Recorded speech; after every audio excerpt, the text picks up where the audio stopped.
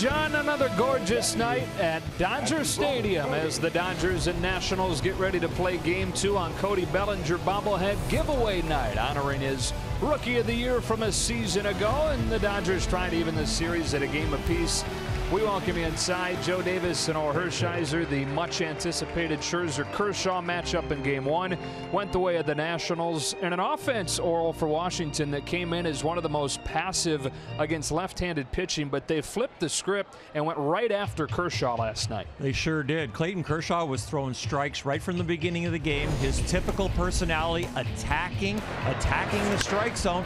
But Washington attacked right back, thinking that they might be taking or being passive. I'm not sure what Clayton was thinking, but I know what Washington was thinking. They were going to swing the bat at the first strike they saw. They were looking for the ball up, and they were hitting the ball hard all night long. And so it's going to be interesting to see, do they do the same thing tonight against Hyun-Jin Ryu? Now, Ryu's name doesn't scare you like Kershaw's does into swinging early, but these numbers might. You fall behind. So far this season, no shot. And most hitters so far against Ryu have been passive, especially early in the count, the first two pitches. But as the at-bat continues, if you get to two strikes, Ryu has finished people off, and he has finished people off mostly with his cutter and his fastball this year. Dodgers last night offensively had chances against Max Scherzer, but went 2 for 12 with runners in scoring position. They'll try to be much better than that against another tough customer in Steven Strasburg. A 4-pitch pitcher with an outstanding fastball. The velocity's a tick down, but the command on all the off-speed pitches have gotten a lot better. He can throw them for strikes, and he can walk you off the plate and make them look like strikes and end up balls. The two franchises that have won more games than any others over the last 6 years. It's the Dodgers and the Nationals playing Game 2 of this weekend set. First pitch just around the corner on a perfect night.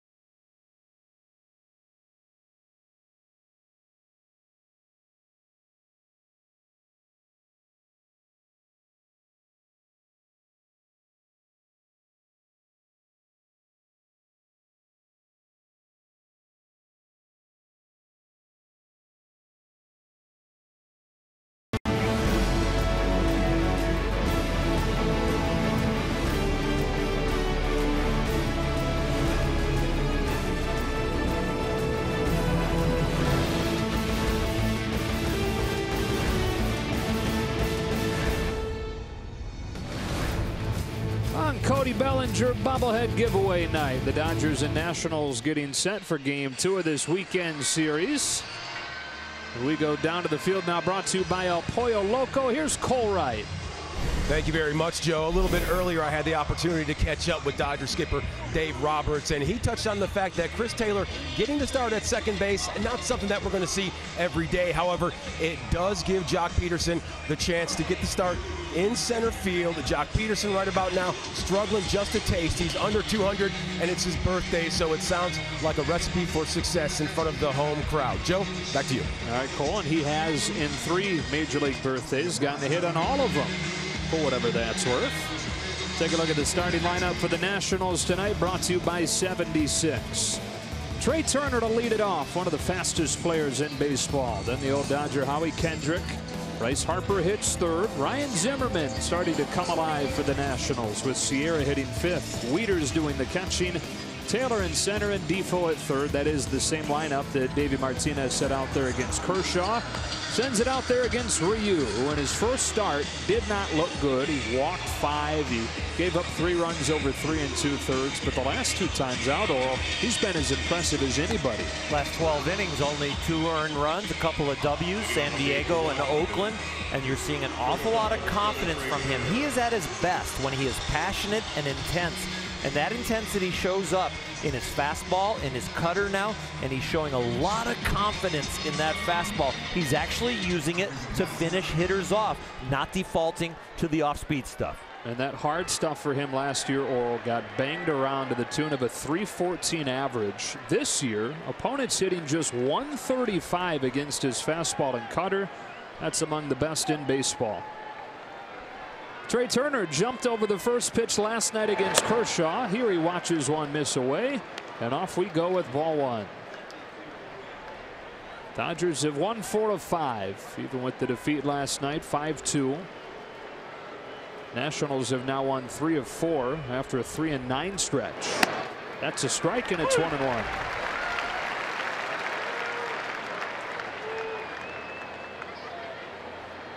Two teams favored to win their respective divisions again. Both off to relatively slow starts. Nats just getting back to 500 at 10-10. The Dodgers at 8-10.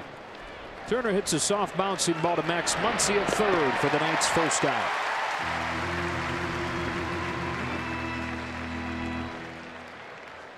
A little better start for Ryu than Clayton Kershaw. I saw Clayton there in the front row at the Dodger dugout.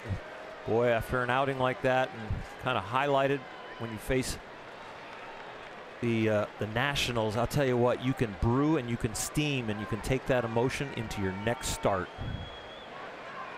Went an inning longer than Scherzer did, but Scherzer giving up just 1 over his 6 innings of work. Howie Kendrick looks at a strike.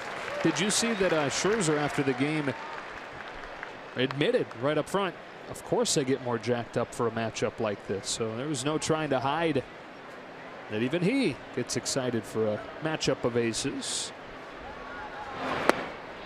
0-2.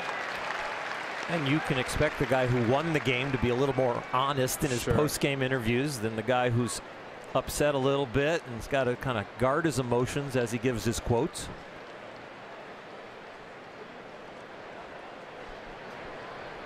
Ryu to Kendrick with an 0-2, and it's low for a ball.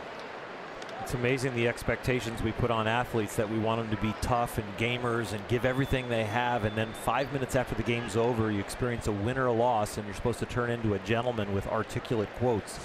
It's a tough transition. 1-2. Ryu's got his first strikeout of the night. A big breaking ball to the back foot of Kendrick. 2 up and 2 down. Ryu's velocity on all his pitches is a tick up, anywhere from a ½ mile an hour to 2 miles an hour. And don't think that's just about velocity. That arm speed goes into the sharpness of your breaking stuff. Here's Bryce Harper. Those 25 walks that you see lit up there in yellow, that is 7 more than any other player in baseball. So it's somewhat of a surprise that he's been able to have 8 pitches that were hittable for home runs with the way teams have pitched around him in the early going. Home runs, those lead baseball as well. Takes the first pitch down and away for ball 1. A lot of that is because this guy on deck has been slumping, but now the Dodgers are seeing a Zimmerman that is starting to get hot. Most teams have seen Bryce Harper up there and looked to the on deck circle and said, I'm not giving him anything good to hit. On a 1-0, Harper takes ball 2. Boy, when they get full strength, because 3 of their top 4 hitters are out right now. But when they get Daniel Murphy back, they get Adam Eaton back, they get Anthony Rendon back. It's a formidable lineup. On a 2-0, Harper looks at a strike. I think their offense is going to change too when the weather on the East Coast changes. You think about they are hitting much better on the road. I think it's because they're getting into a little warmer climate at times, feeling better, and the ball carries in the warm weather. So I think they're going to heat up offensively throughout the rest of the year. 3-1.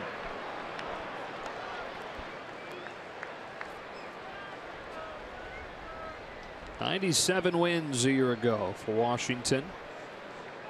Won the division by 20 games, 4th division title in the last 6 years. But with another quick exit, Dusty Baker shown the door. And Davey Martinez brought in from Chicago. He's been a bench coach under Joe Madden for the last 10 years. Much more forward-thinking Nationals team here in 2018.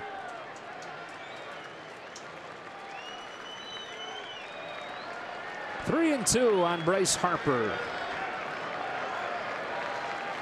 Ryu shakes a couple of times and comes home with a payoff that just misses away for ball 4. So Harper with his baseball leading 26th walk of the season, twice as many as he has strikeouts. Just a bit off on the Audi pitch cast, 93 miles an hour. You'll love the uptick in velocity. And I don't mind him trying to make a pitcher's pitch to Bryce Harper here early in the game. I'd pitch him carefully any at bat. Boy, you're right, though, about how things are getting complicated now when you're facing the Nationals with what Ryan Zimmerman is starting to do. 5 for his last 8, 2 home runs and 2 doubles. It's a soft ground ball to short. Corey Seager circles around it and throws Zimmerman out. A 2-out walk, but nothing else. Sungjin Ryu with a scoreless first, and the Dodgers come to bat against Steven Strasburg on the other side.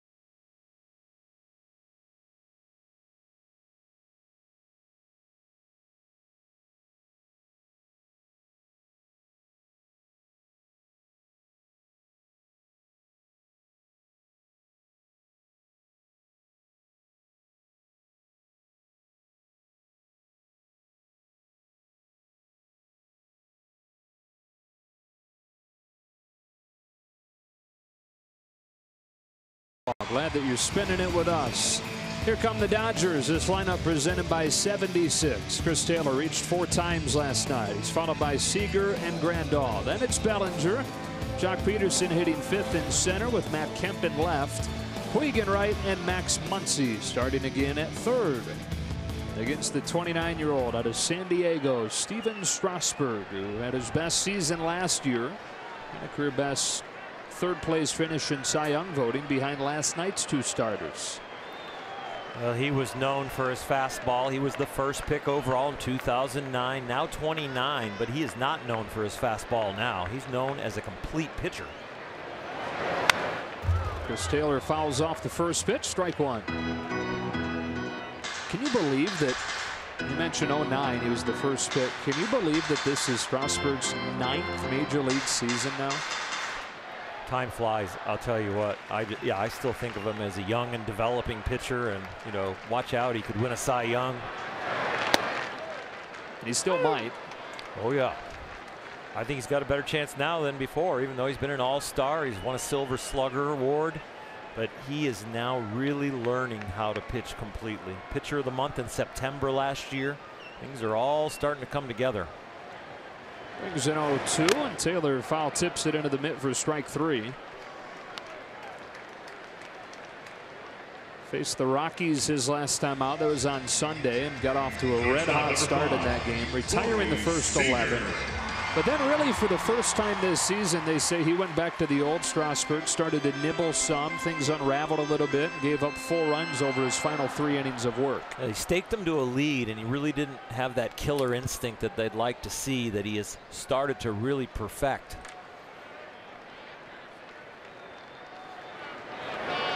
Corey Seager looks at strike one. That debut for Strasburg 2010, the year after he was drafted. He was just 21 years old at the time. Foul tipped 0-2. It was billed as by Sports Illustrated, so a pretty good source, the most hyped pitching debut the game has ever seen. And he lived up to it. Struck out 14 in that major league debut.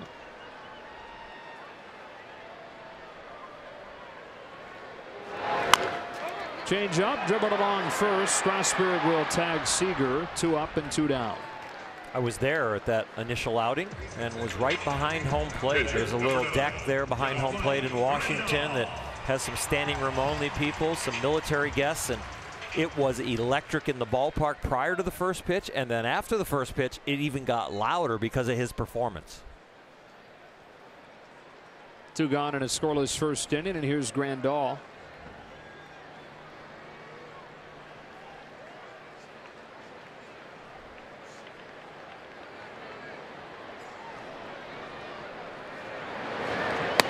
First pitch breaking ball for a strike.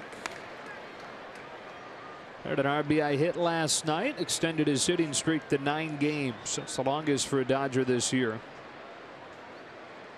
And on an 0-1, he takes strike 2 on back-to-back off-speed pitches.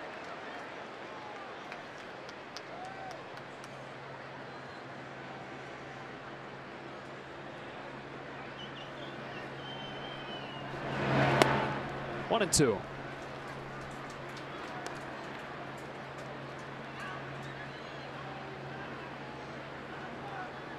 Strasburg very much tailors his game plan to each individual hitter, maybe more so than other guys when you're looking at the breakdown of what he throws. Blows a fastball by Grandal, and on 10 pitches he's got a 1-2-3 first inning. Off and rolling in Los Angeles. No score after 1.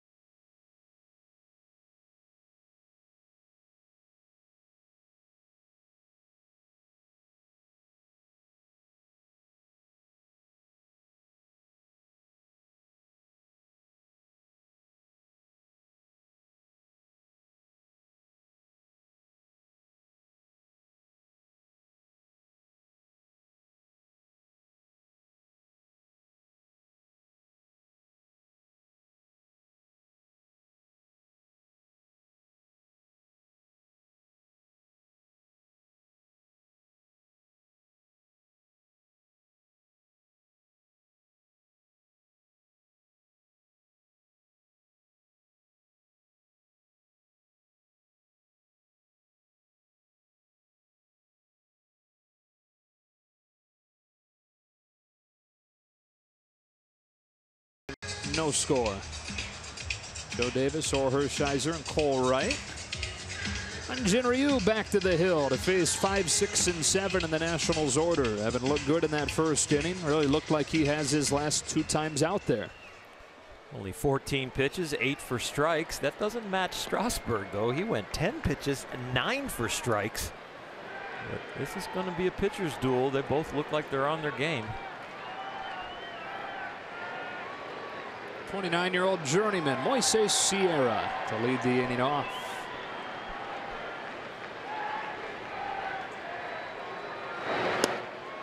Takes a little bit low for ball 1. Time in the majors back in 13 and 14 with Toronto and then with the White Sox, but then 3 years bouncing between organizations in the minors before getting an opportunity here this season with the injuries the Nationals have had. Cuts and misses, a ball and a strike.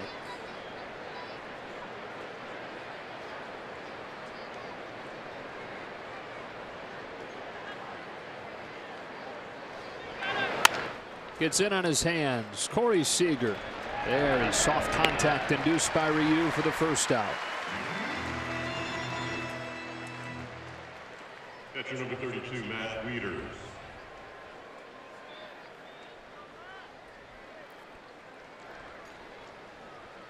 Here's the catcher, Wieters. 4 All-Star honors, all came when he was with Baltimore. Some very good seasons there. Now in his second year with Washington, trying to have a bounce back year after by far his worst season last year.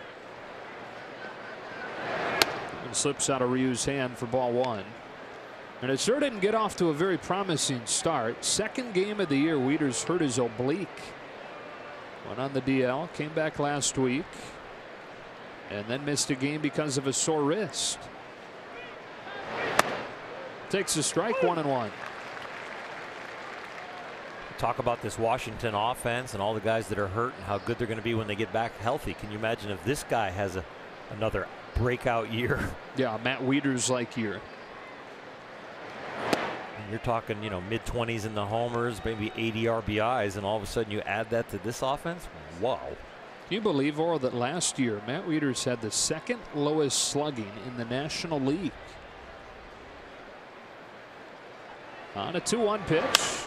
He yanks a line drive to left for a base hit. First one of the game for either side.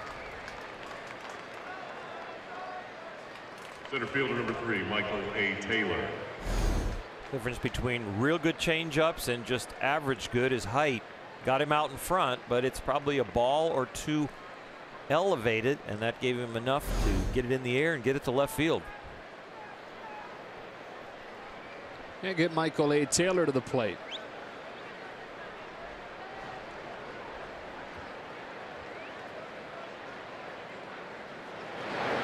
First pitch curve for a strike, and it's taken for a strike like it is more often than against any other pitcher in baseball.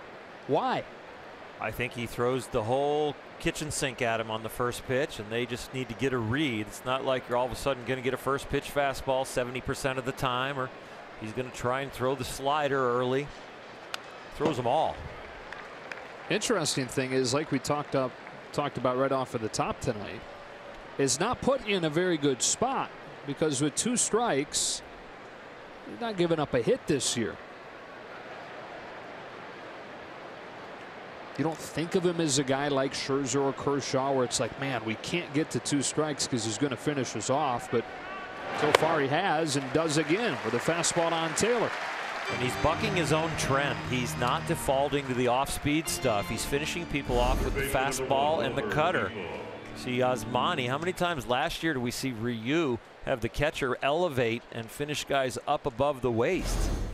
He was throwing his changeup and his curveball an awful lot late to try and get guys to chase. Switch hitting Wilmer Defoe, batting right-handed against the lefty Ryu. Fouls the first pitch off, strike 1.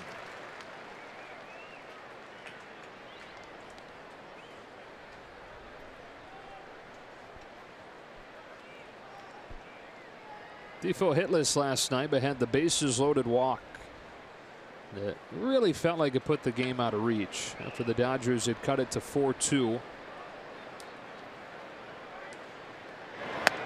It's an ineffective Pedro Baez. They added that one run, and Dodgers unable to overcome 5-2 loss.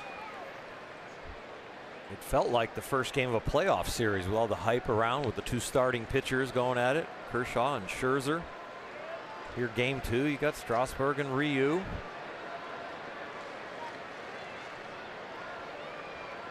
He's downhill with an 0-2 and a breaking ball smothered by Grandal. 1-2. Here we are back again at a 2-strike count.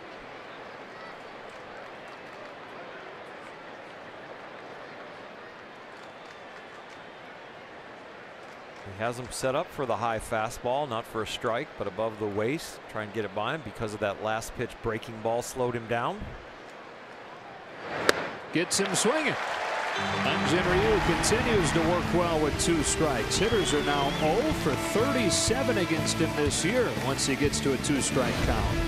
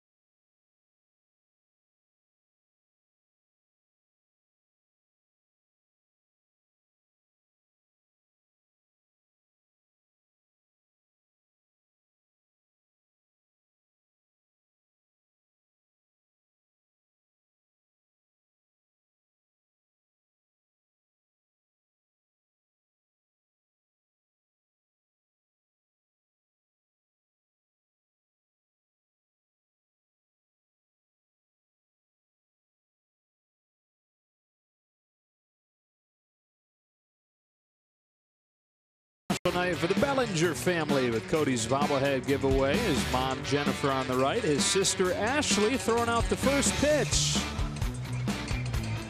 Cody getting ready to lead off this second inning against Steven Strasburg. Everybody appreciates Cody's good glove. Our infielders can throw it over there any height on the dirt, and his sister got it one picked for. This is Cody's second bobblehead giveaway already. And he said, yeah, I like it. He said last year's bobblehead was almost such a good representation of his face that it was scary, he said, because it's like, it's really my face. It's just sitting there bobbling. He likes this one as well. He said the main thing is he needs to just get a hit on his bobblehead night. Last year, 0 for 5 with a couple of Ks on Cody Bellinger bobblehead giveaway night. Here he takes ball 1 from Strasburg. That's news. All 1 from Strasburg. He went 0-2 with all 3 hitters last inning. It was only 1 fastball to get to 0-2 of all those 6 pitches. But he was finishing guys with the fastball. Right here starts Bellinger off with back-to-back changeups. And it is a power changeup. We see it 89 and 90. Hey, don't let the gun fool you on what type of pitch it is when it comes to him. That is the change. And then he buzzes a fastball outside at 96. He still have some pretty good separation between the two. His changeup reminds me of Zach Greinke's power changeup when Zach was in his prime and throwing at these velocity levels. Bellinger hits a high fly ball to right center field. Michael A. Taylor for the first out. Center fielder, number 31, Joc Pederson. Happy 26th birthday to Joc Pederson, who bats here with the bases empty and 1 away in the second. Back-to-back starts against back-to-back right-handed pitchers. Dave Roberts wanting to get him in there so much that he moves Chris Taylor to second base, so Joc can start in center.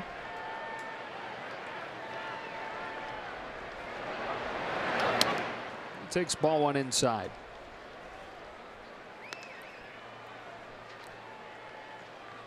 A little bit of comfort also Dave Roberts looking for, getting him back to his old position, I think, where he can just feel completely himself instead of being in left field. Turns this one around to deep center. It sends Taylor back out of room and gone. Happy birthday home run for Joc Pederson to open the scoring against Strasburg.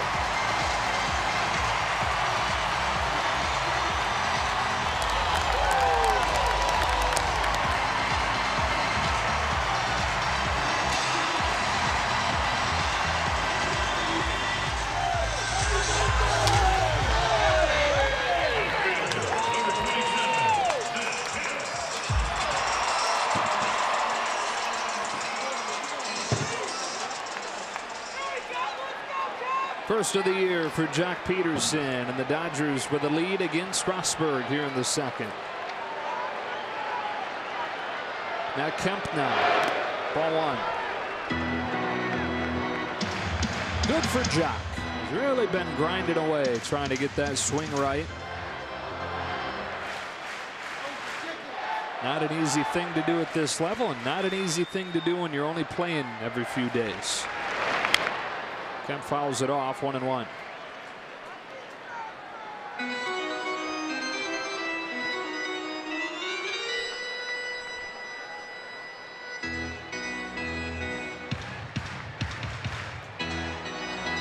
Dave Roberts getting both Pederson and Kemp in there.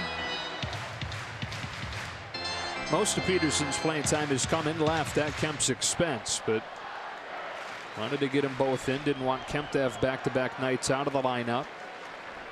They haven't gone with Pederson in left last night. On a 1-1 pitch, Kemp hits a towering drive of his own. This one will hang in the yard for Taylor. We go back to Joc Pederson's home run. Well, he picks on a fastball and gives himself a birthday present. Boy, and that is a very pretty swing. In balance and way out of here. And by the time he arrives in the dugout, Kike had lit a candle and made him blow it out on the top of that water bottle. His wish already came true, though. Yeah, Joc's turning 26, and I think he'd like 25 more of those the rest of the season. Have 26 on the end of the year. I don't think anybody would mind that one bit. 2 outs. Here's Puig. Calciel swings and misses.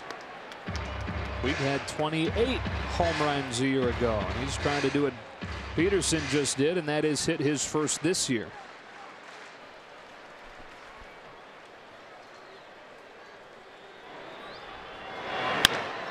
Digs it out. Lazy fly ball to left for Sierra. And that's that in the second. But the Dodgers strike first in this one with a home run just to the left of dead center for Joc Pederson, celebrating his 26th birthday in style. And after 2, the Dodgers won, the Nationals nothing.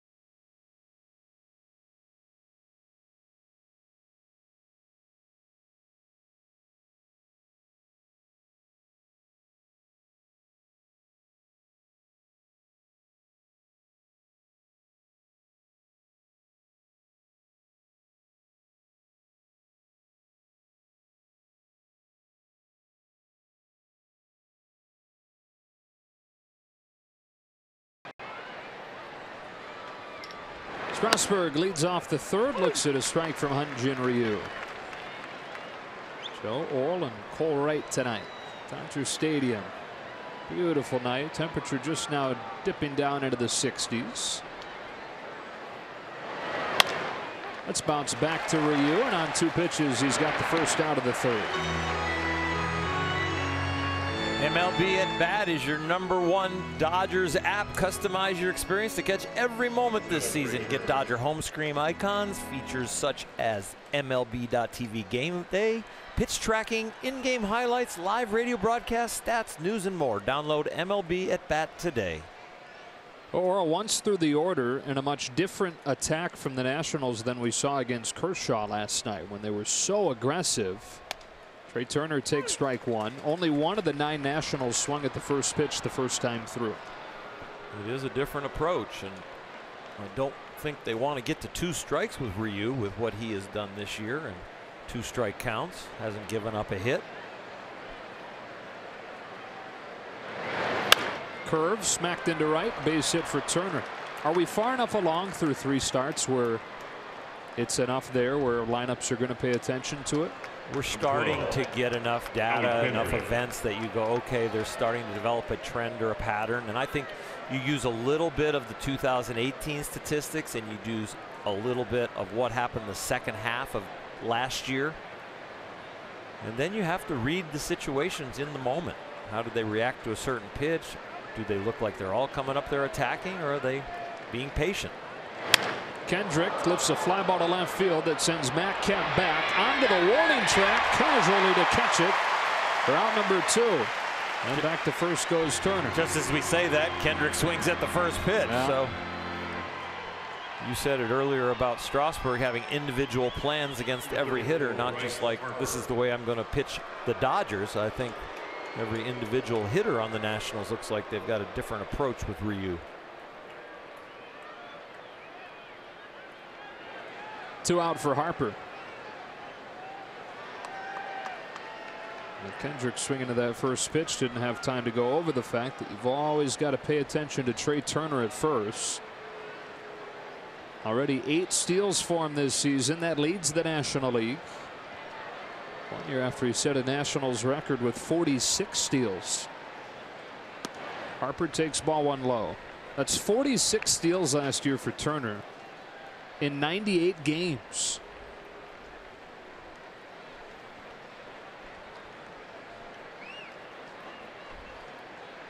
The best base stealers are not only fast, but they understand how to get jumps, and they understand the situations.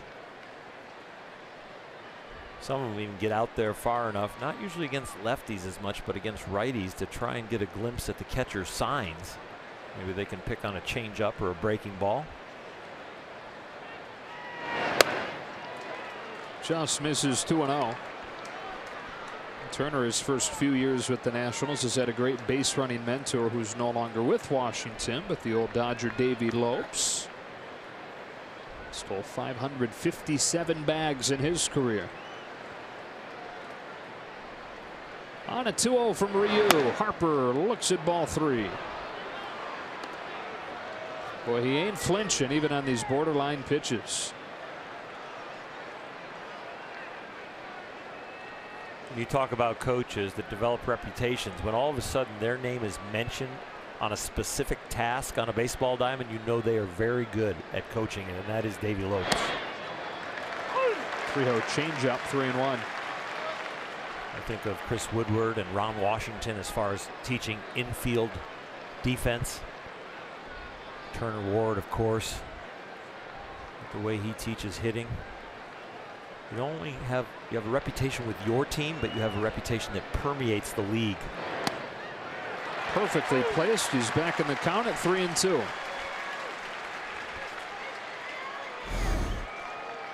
This is dotted out there.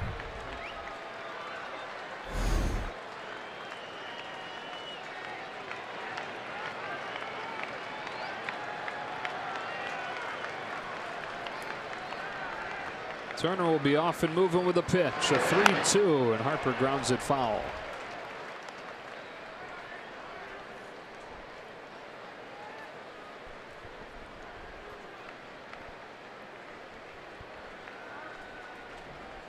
3 Ks, 1 walk so far. 1 walk was to Harper.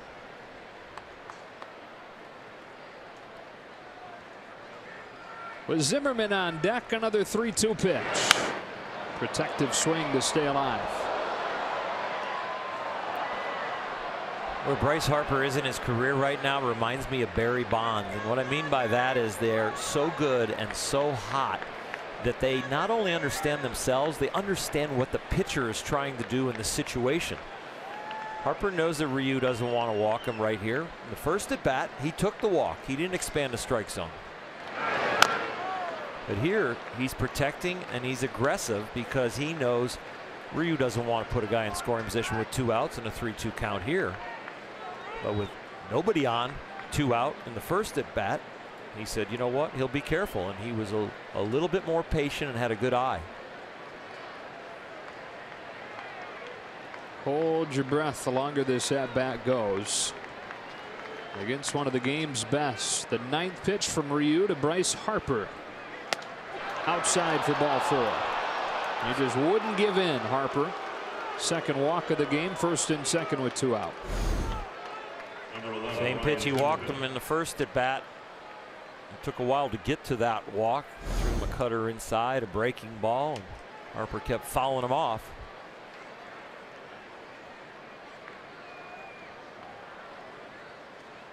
$27 of them now, 9 more than anybody else in baseball. Not even close. Give Zimmerman a 2-out chance. Ryu got him to ground out softly his first time.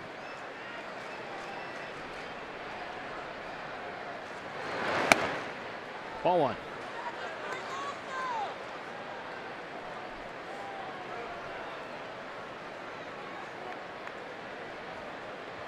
It's taken Ryu, of the other 8 hitters other than Harper, 27 pitches to get them out. Harper in his 2 at-bats, 15 pitches by himself. 2-0.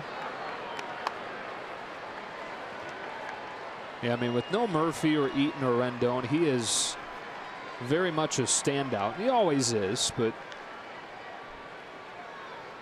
by far the best guy they have in the lineup right now. Yeah, 44 pitches, trying to get the 3rd out here in the 3rd inning, and he's thrown a 1/3 of his pitches to Bryce Harper. Right.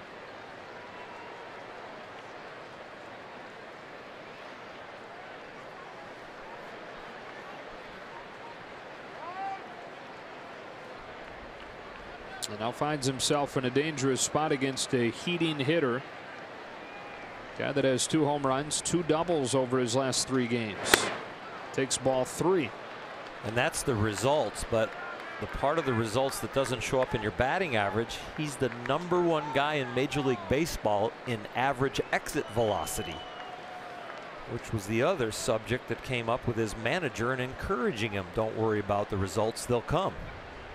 I brought him a piece of paper that had all that data printed out and said, don't change a thing. A strike, 3-1. Glances over the outside corner. That was an outstanding pitch. A real good take from Zimmerman, not making an out on a pitcher's pitch. An outstanding pitch from Ryu.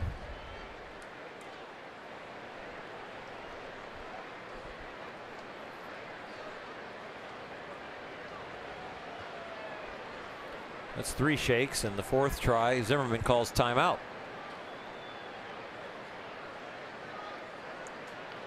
"33-year-old in his 14th major league season watches a breaking ball curved to the back door for strike 2. Of all the fingers you're going to put down as a catcher in a 3-1 count in the 3rd inning with a 1-0 lead, a backdoor curveball might be one of the last ones you decide to go with, and I could see why it took him a long time to get to that. Ryu wants a visit, which will be charged towards their 6th that they're allotted. He wants to go to no sign, and he wants to be on the same page and have rhythm, so when he comes set, he has a good rhythm and vision of what he's trying to execute instead of shaking his head no and getting stale out there. Big pitch in the early stages of this game. Turner at second and Harper at first can both really run. Zimmerman can really swing it. Ryu pitches the payoff and misses inside to load the bases.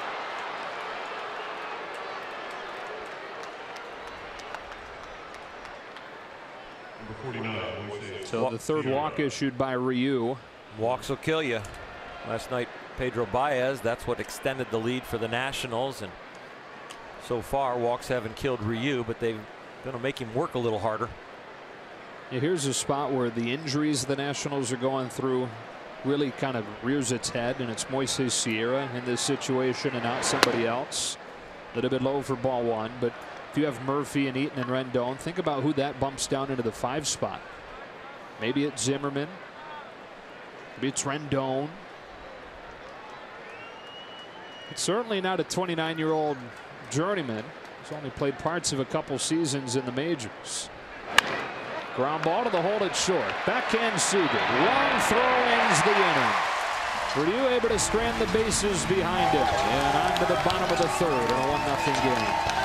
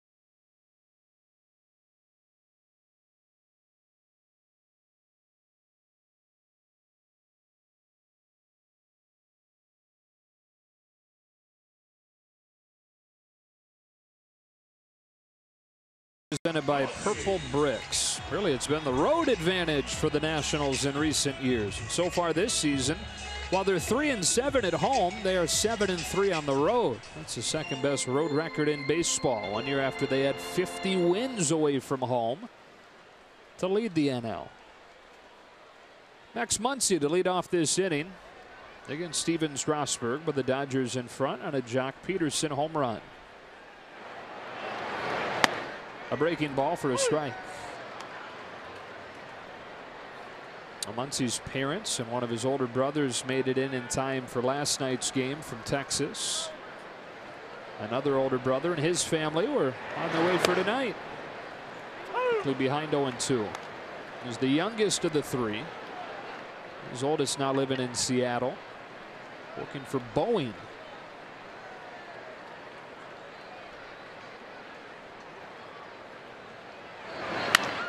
Slashes one to left. That is caught by Sierra for the first out.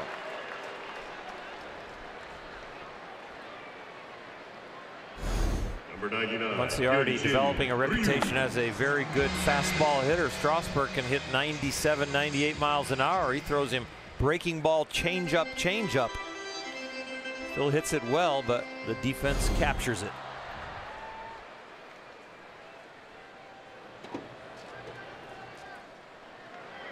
With one away, it's Ryu.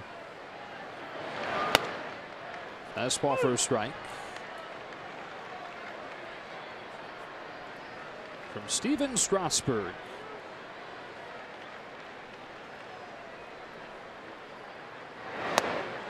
Strasburg, while he became one of the most highly touted prospects we've ever seen, we talked about his debut being as anticipated of a debut as the game's perhaps ever seen. Ryu tries to lay off a fastball and does. He wasn't always that guy, though. In fact, as a high school junior, San Diego, Steven Strasburg had a 1-10 record. Wasn't even drafted out of high school. 2 balls, 2 strikes. Went to San Diego State, where he played for the late Tony Gwynn, and was way out of shape when he got there until Tony whipped him into shape. Dropped 30 pounds. He added muscle, started lifting for the first time. And within 3 years, he'd gone from a guy who couldn't get drafted to the first overall pick. He strikes out Ryu, his 3rd of the game, and 2 away. Tony Gwynn was really his mentor and really guided him through not only his time in college, but then his early professional days.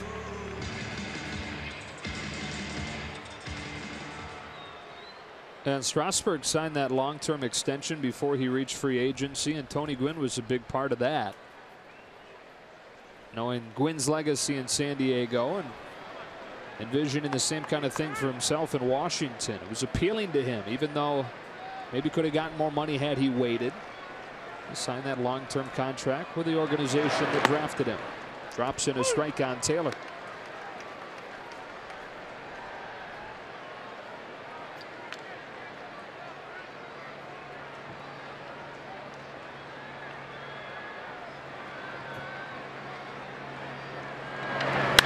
Taylor bangs one to right. Harper's there. That's the inning.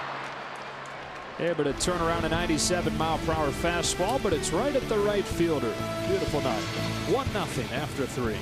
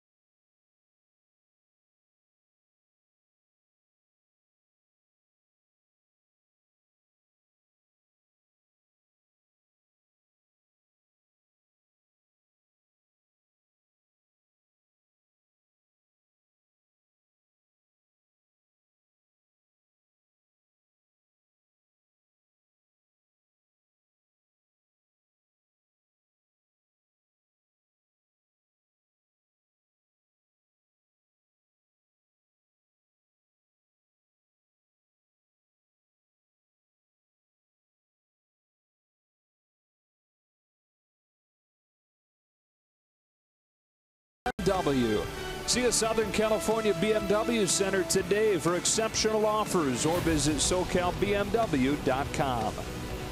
And by Jack in the Box. Try the new Cholula Buttery Jack, part of the Buttery Jack family, only at Jack in the Box. That's a young Joc Pederson, today celebrating his 26th birthday, and has the lone run of the game with a home run.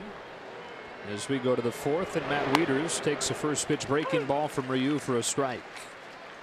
Joc, one of 4 kids growing up in the Bay Area. One sister, JC, is one of 3 boys. Brothers Tiger and Champ. Those are some names, huh? Joc, Tiger, and Champ. 1-1.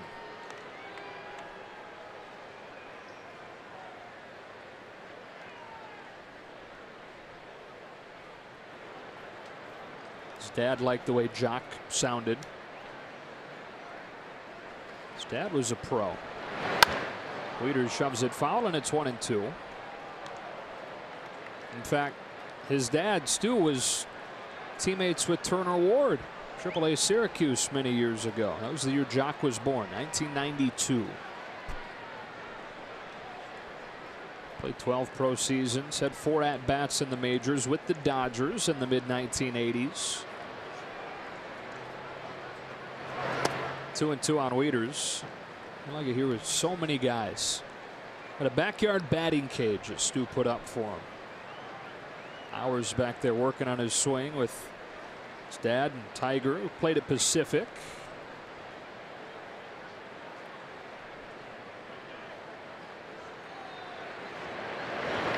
Wieters down, swinging on a changeup. Of course, we'd be remiss if we didn't mention his mom, Shelley, who's a huge part of his upbringing as well. And coached some of their younger teams. When dad's on the road in the big leagues or chasing the professional career, moms are huge.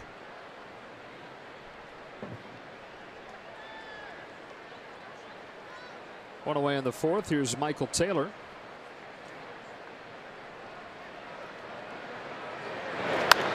Fouls off the first pitch for a strike. There's a story. Shelley was coaching Joc's older brother Tiger's T-ball team. And Joc was too young for the league at that point. But they couldn't keep him from climbing over the fence out of the little kids area where, you know, you could play catch off to the side or whatever it is that you play when you're too young to play T-ball. He kept climbing over the fence, begging to let him play. Finally, they let him. And it wasn't long before he was dominating some of the older kids. He knew what he could do and do it well. Or he knew what he wanted to do and did it well.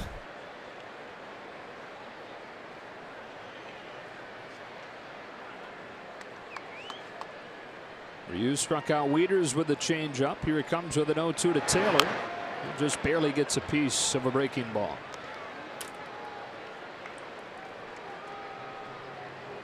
Two-strike count for Ryu. He has been dominant here in 2018. If he gets you to 2 strikes, he's been pretty good over his last 15 1/3. Only 2 runs.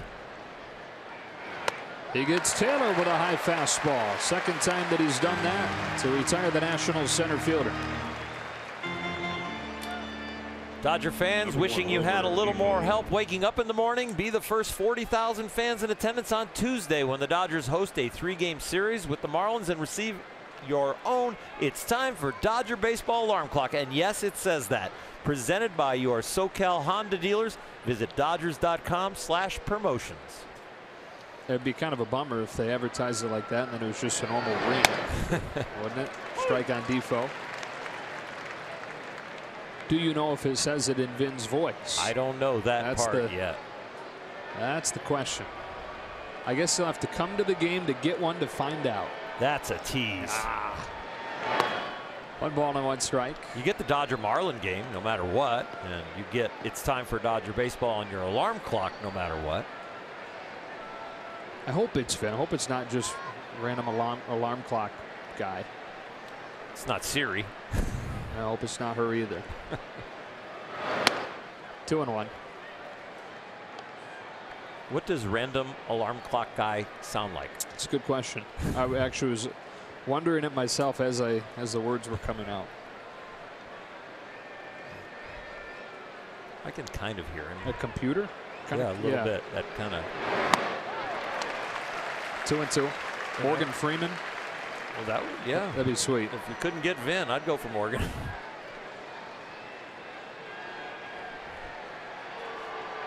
That'd be great if you push the top of the alarm clock and the alarm didn't go off, but it told you in Vin's voice what time it was. Oh, wow.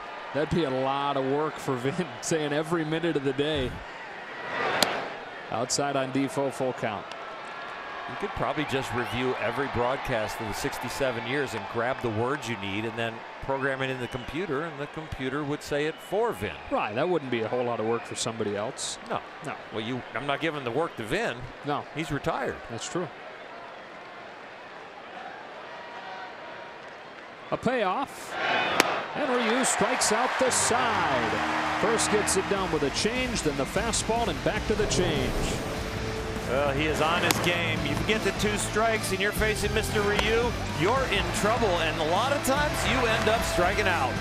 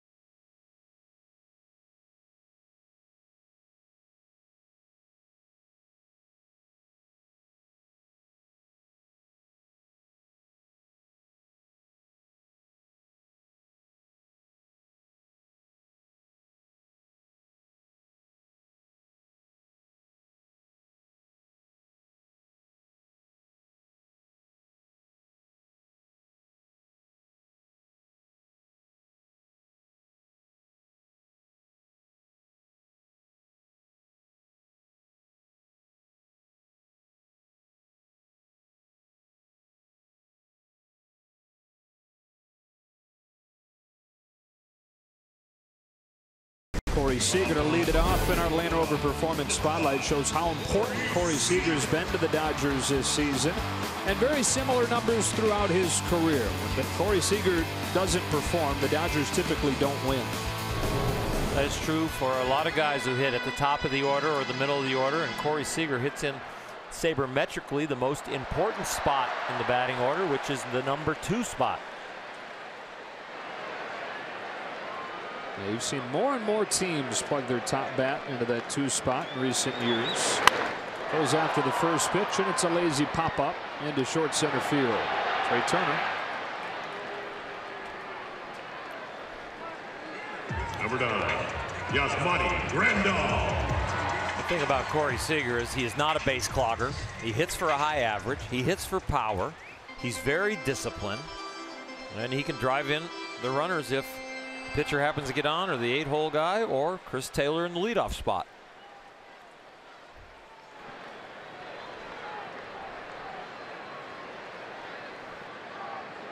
Grandal struck out his first time. Looks at a fastball at 97 for a strike after Strasburg started him with a breaking pitch his first time. We mentioned Strasburg tailoring his attack to the individual hitter that he's facing. Not just one approach for lefties, one approach for righties. Seeing a lot of breaking balls on Grandal, and if you're going to look at breaking ball versus changeup, what Yasmani struggles more against, it's typically the spin. Yasmani's an outstanding fastball hitter, especially below the waist.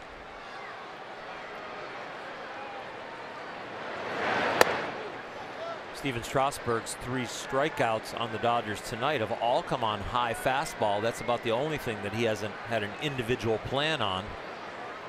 The other thing that has changed with him is the changeup has taken over the curveball as his #1 off-speed pitch. Grandal slaps it into center, a base hit. That was the change. He clubbed it into center field to extend his hitting streak to 10 games. Take a look at the Volkswagen replay, and it has been a replay every time we get a swing from Yasmani because he has been so hot. The swings have been so consistent. Hit hard on a line or over the fence. So his hitting streak is 10. Bellinger comes in with an on-base streak at 7.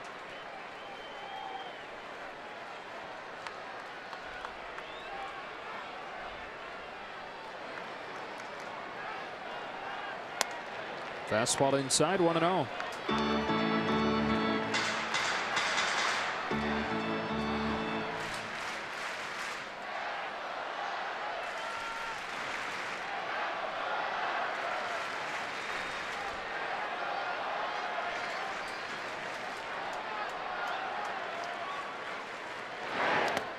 Good stop by Wieters. 2 balls, no strikes on Bellinger.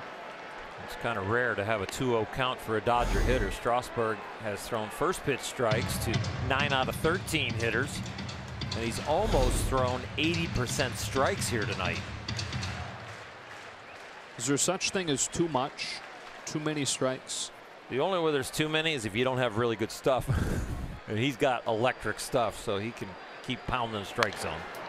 Bounce to first. This will be a tag play at second to end the inning.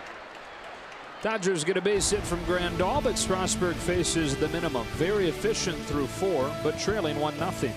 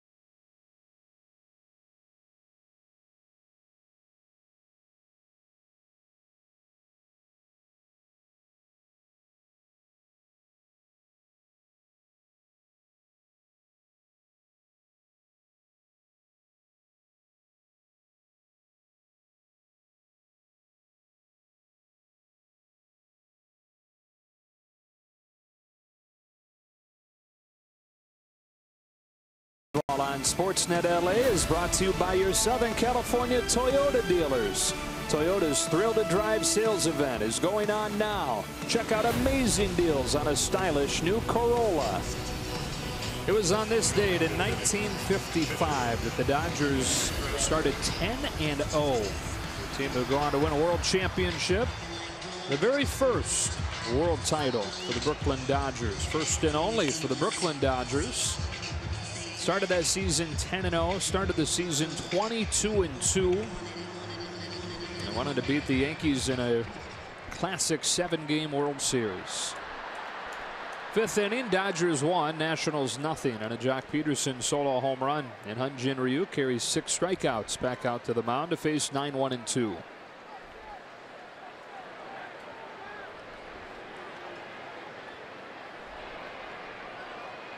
Strike 1 on Strasburg. You don't take Steven Strasburg for granted at the plate.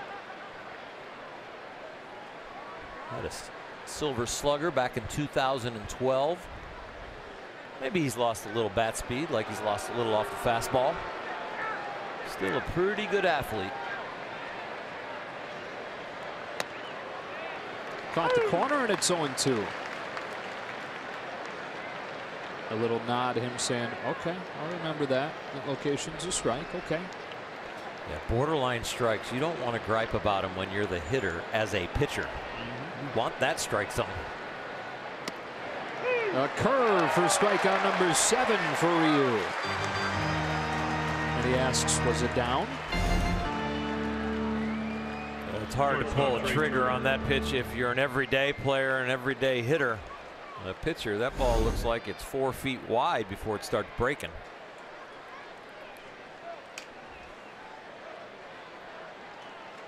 Seven total Ks and 4 in a row for Hyun-Jin. And here's Trey Turner. Strike 1. I think we need to clarify on the alarm clock. We do. I don't want anybody upset at us. Go ahead. Thanks. Ladies and gentlemen, the name of the clock is It's Time for Dodger Baseball alarm clock, but it will not talk to you. But you can imagine when your alarm goes off what voice you would want to have it say to you. So you should look at the clock and say, thank you, It's Time for Dodger Baseball alarm clock, for getting me up. And really, glass half full way to look at it is you can imagine it saying anything you want. Right. If you don't want it first thing in the morning to be time for Dodger baseball, you're not tied to that saying at that point. 1-2 on Turner. Maybe you need a cup of coffee first. Maybe you need a cup of coffee, you check the weather, and you say it's time for Dodger baseball alarm clock, and thank you for this weather today. I have no idea what I'm saying now. Back to the game. I think Vin Scully's voice is the best one to think about. Agreed. 1-2. Gets in on Turner, and a pop up to short center. Pederson was very deep. And Chris Taylor going out from second base, making his first start there this season, makes the catch. 2 up, 2 down. Second baseman Howie Kendrick.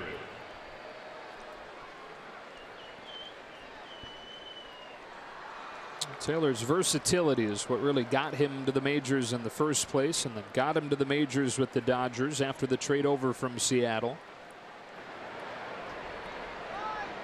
And now he doesn't need the versatility to be an important piece, but it sure does help overall roster flexibility when Dave Roberts is trying to put together lineups.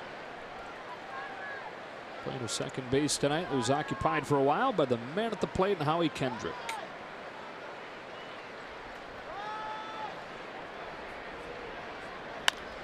Bounce back to Ryu. 1, 2, 3, fifth inning. We are halfway home. The Dodgers in front on a Joc Pederson home run. He leads off the bottom of the 5th.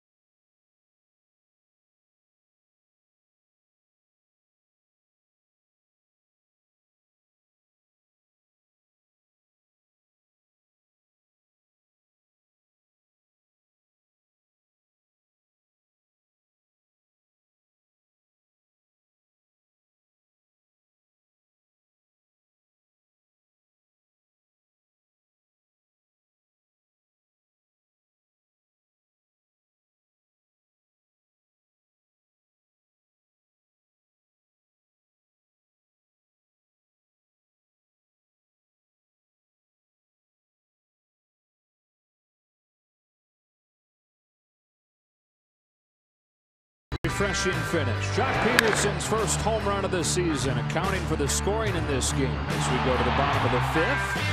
That came in the 2nd. And he's set to lead this inning off against Strasburg.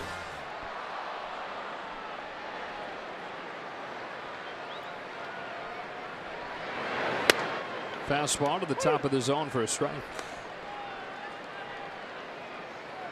He now has at least one hit on his birthday, all 4 years that he's been in the majors. That was his first homer. Birthday. 0-2. Do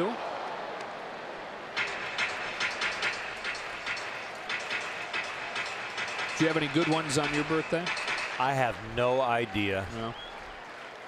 I really don't. Any bad ones? Do you know if you? I don't remember anything from my career other than a few things here and there. That's a complete lie. No, the videos remind me of a lot of stuff over and over again. That's the stuff I continue to remember. You know, Gibby's home run and, of course, the World Championship, a few All-Star games. But I just moved on to the present tense and making sure I'm up to date on all the Dodger stuff.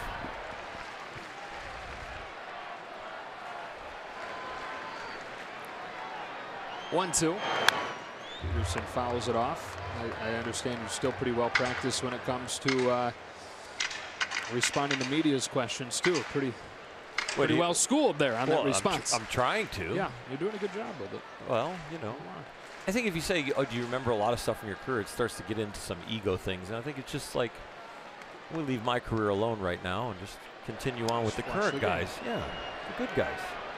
These are the guys that are actually doing it. These are the fun ones to watch. May 12th, Legends game. And you can come out and see how us old guys play on May 12th. I thought you were going to say how us legends play. No, right no, I just said us old guys. But yeah, that's when you can see that we're not a lot of fun to watch. You used to be, Bulldog. Well, you get memories. You get memories. I think the fans do when they see us in the Legends game, the old timers game. I think they do flash back in their head, and it does remind us that we did it one time. I'm being told it's now referred to as the alumni game. Oh, really? So they can let Jerry play in it. Oh, because you're saying that because Jerry's not a legend. That was the math, yeah. But he is a legend in his own mind. Is that enough of a ticket to get you in? For him, he had a controversial, what he called a home run right down the left field line last year. I don't think it was a home run, but he still argues it was. And ran the bases. Take from Pederson, evens the count at 2-2.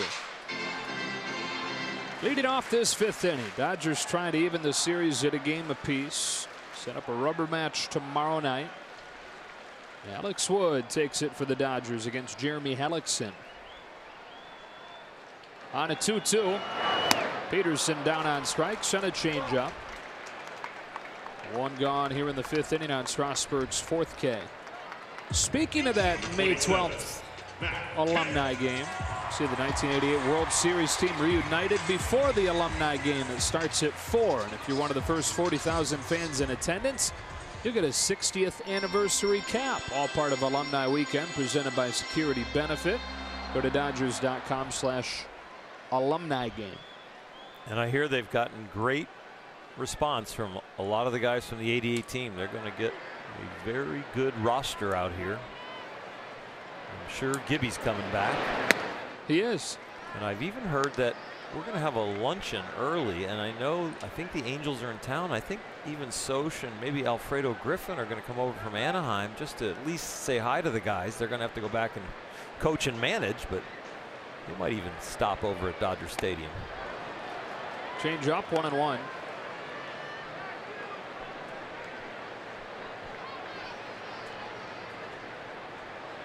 Soch's Angels off to a great start, huh? 13-6 coming into today. Kemp takes a strike, 1-2. Nobody, though, touching what the Red Sox are doing. Boston lost on opening day. 17-1 since. A 1-2 to Kemp. Stays alive. It's under first-year manager Alex Cora.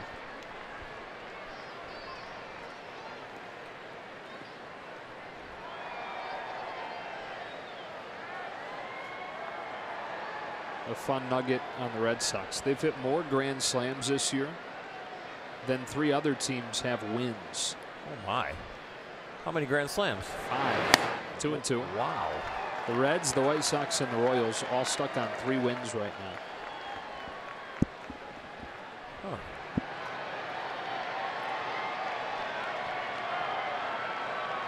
Mookie Betts been the best hitter in the American League so far. Kemp able to put that one in play. Ricochets off of the mound to Turner, whose jump throw gets him.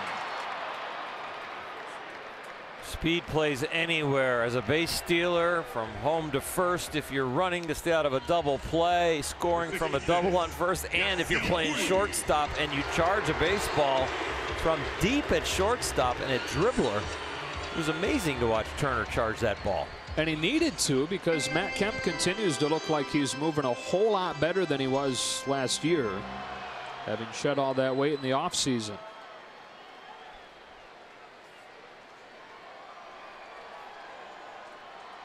Two away in the 5th. Yasiel Puig, the batter. It's a hard ground ball, base hit into center. On a 97-mile-per-hour fastball, Puig picks up a single to extend the inning.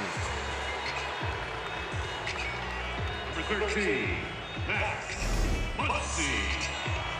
Trey Turner not fast enough to catch this hard ground ball up the middle. Yasiel Puig continuing to use the middle of the field or right center when he's hitting well.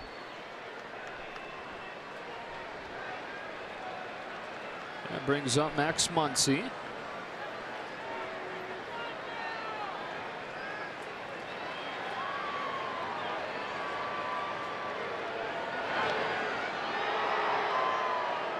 Muncy's first time up, lined out to left. Nice running play by Sierra. Important at bat here for Muncy if he can turn the lineup over and get Rio up there this inning. Tight game where the Dodgers want to tack on, do it here, or make it a little easier getting Chris Taylor to lead off the next inning. Also takes a little pressure off of Dave Roberts and Rick Honeycutt on when to remove Ryu. If the pitcher spot has already gone by.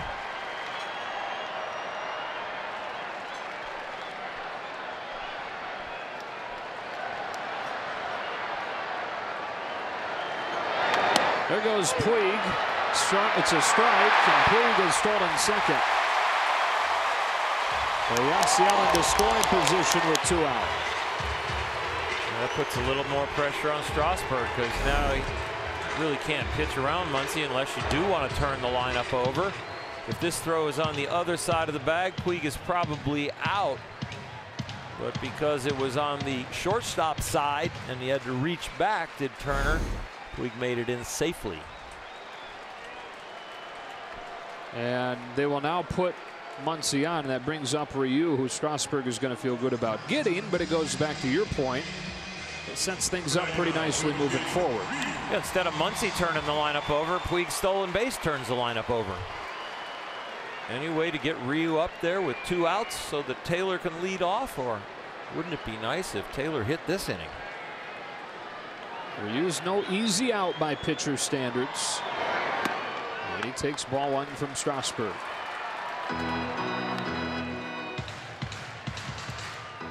Dodgers with a 1-0 lead despite only having 3 hits in this game. Joc Pederson, 2nd inning home run against Strasburg. That's a strike, 1-1.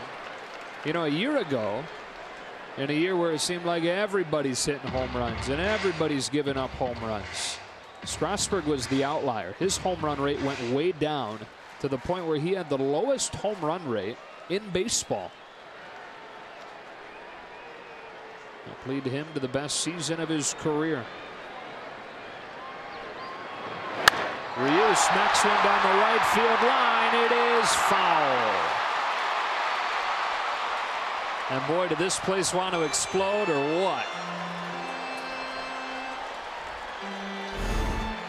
Looking for some insurance, and he was trying to buy it himself. He's so hopeful. Oh, you are. I don't think he's going to get a high fastball again, but Maybe Strasburg's ego will take him there and say, oh, that one's foul and it scared us. Try and hit this one.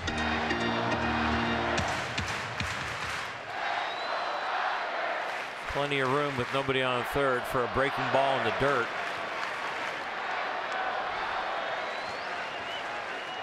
Two on, two out. Now 1-2. Did throw a high fastball again. Turned it up 2 miles per hour. Ryu stayed alive.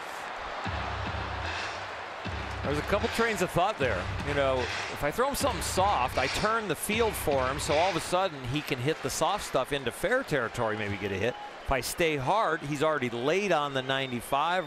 Maybe I go up in velocity, keep him hitting foul balls, or get it by him. Aha, then he spins it. Ryu takes it. 2-2.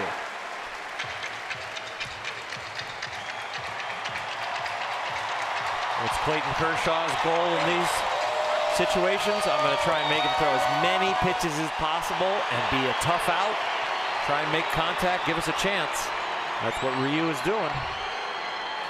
Puig at second and Muncy at first. A 2-2. Another breaking ball. Strike 3 call.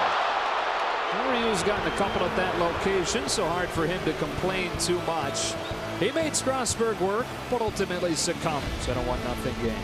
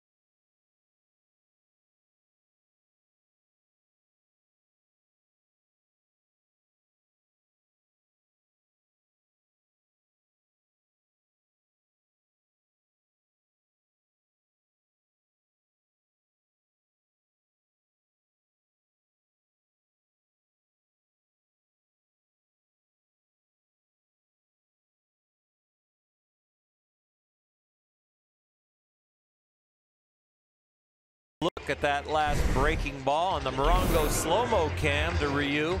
Borderline low, but it just barely catches the strike zone. And pitchers, when they come back, they smile. Managers might gripe a little bit, but pitchers aren't going to argue very much because Ryu, with a 1-0 lead, he wants to keep that strike zone liberal. Especially with the heart of the order coming up here. Harper, Zimmerman, Sierra.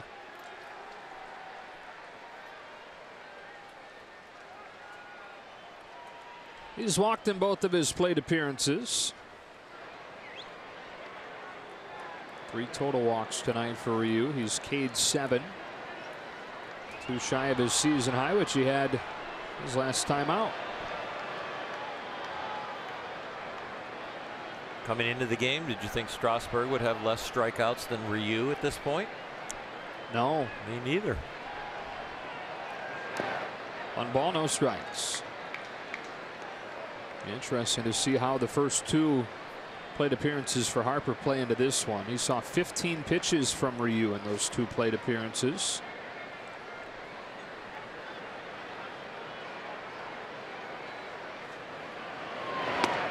Falls behind him, 2-0.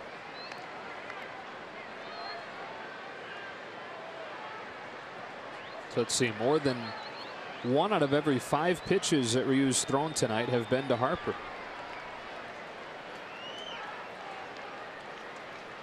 Major League leading 8 home runs for this guy. And he lines one to the left side that Seager catches for the first out.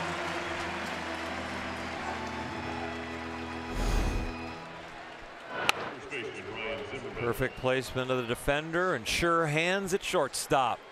Break on it, watch the curve, read it, and glove it. Look at this. Wow.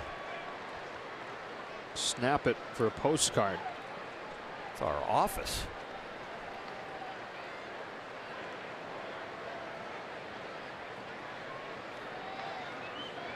Ryan Zimmerman, strike one.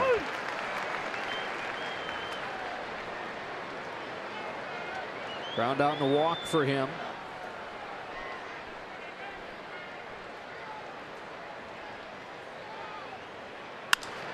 Yanks one to short. Corey Seager on a short hop. 2 up, 2 down. You're not completely sure when this ball's being hit to you if you're going to glove it, but you understand how to give yourself the best chance. And Corey Seager did a marvelous job fielding that ball and getting it in the web.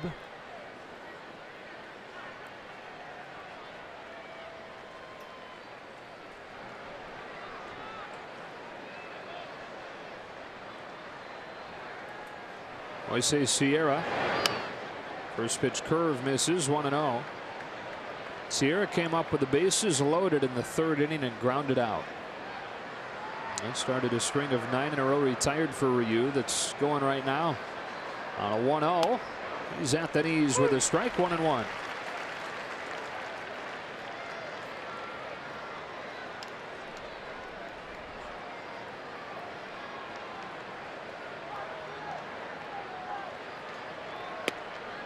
Two and 1. 2 quick outs have silenced the Dodger bullpen. They are now idle.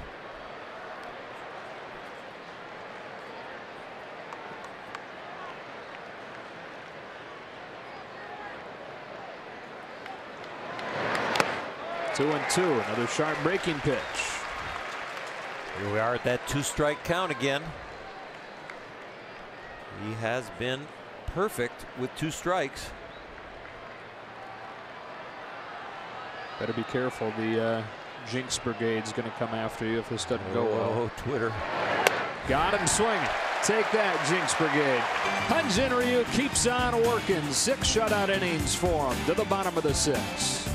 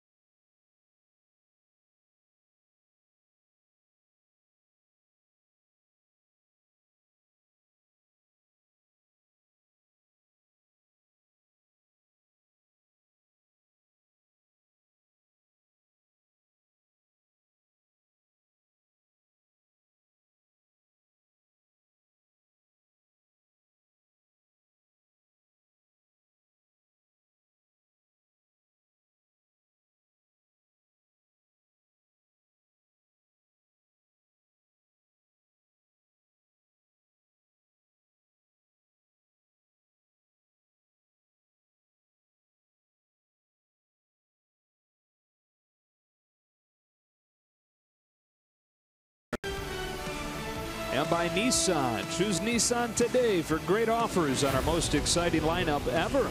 Shop ChooseNissan.com. Bottom 6, only a Joc Pederson home run in this game, but the Dodgers ready to send the order up there for the 3rd time. And for Steven Strasburg this year, he's kind of fallen into what teams have tried to stay away from in this sabermetric era. That is a 3rd time through the order where he's got knocked around.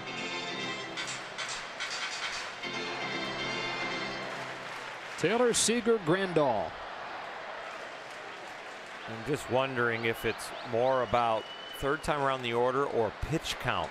Because sometimes third time around the order, the guy has 80, 85 pitches and he's getting tired. Right here with 62. Strasburg cannot be tired.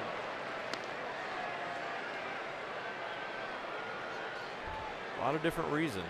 Information exchange that the hitters have seen all your stuff and have gotten used to it, understand what you're working best with that night.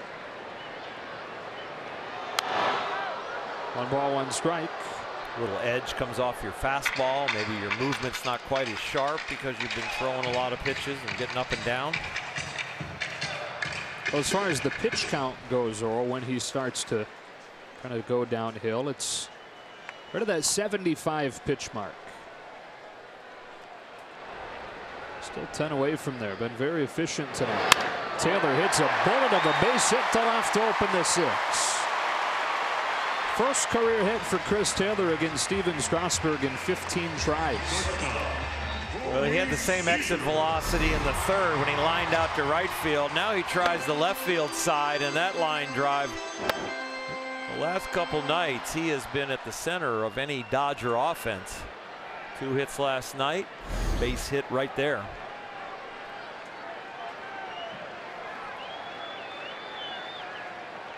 First time the Dodgers have had the leadoff man on in this game. And this all goes back an inning ago when Puig steals. Muncy gets intentionally walked. Ryu makes the last out. Taylor leads off. Yeah. And now Seager, who's 0 for 2 on the first one, takes a change up low.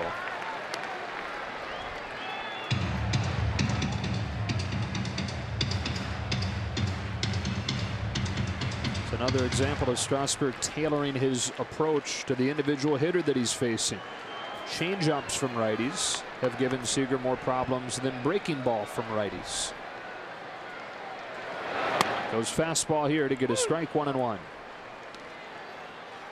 That's when you know Corey Seager is between mentally or physically when he takes a straight fastball right there on the inside edge. Something he usually attacks. Looking for his first hit of this weekend after the 4-hit game on Wednesday to finish the San Diego series, where it looked like, all right, now Corey Seager's arrived this year. Batting average a little more sightly now at a dip down around 200.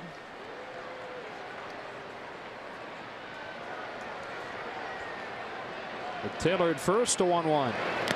Taken in the dirt. Taylor read it well, and he'll take second with no throw.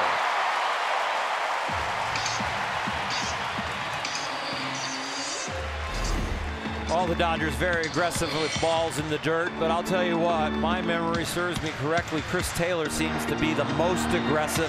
He actually stalled on that start there. When he got out there in a secondary lead, he wasn't very far and he didn't have much momentum, but he read it well as far as the distance getting away from Wieters.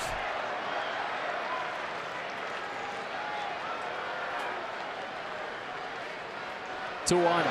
Seager climbs the ladder for a fastball, comes up empty, and the count evens. Corey wanting to pull the ball to get Taylor to third, so he starts it probably a little bit earlier than he wants. He ends up with one at his neck that he wishes he wouldn't have swung at. Trying to, at the very least, get Taylor to third with nobody out here in the 6th inning. A 2-2. Leaves this one up. Strasburg went back to the same spot and missed to make it 3-2.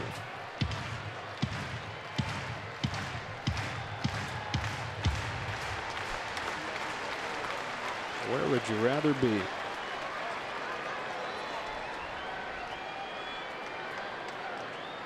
Payoff. Inside ball 4.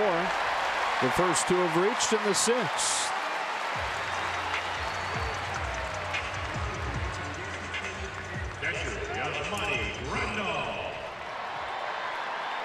Bumping up against 300 averages when you go third time around the order, and 300 averages when you get to 75 pitches. Will the trend continue against a very hot Yasmani Grandal?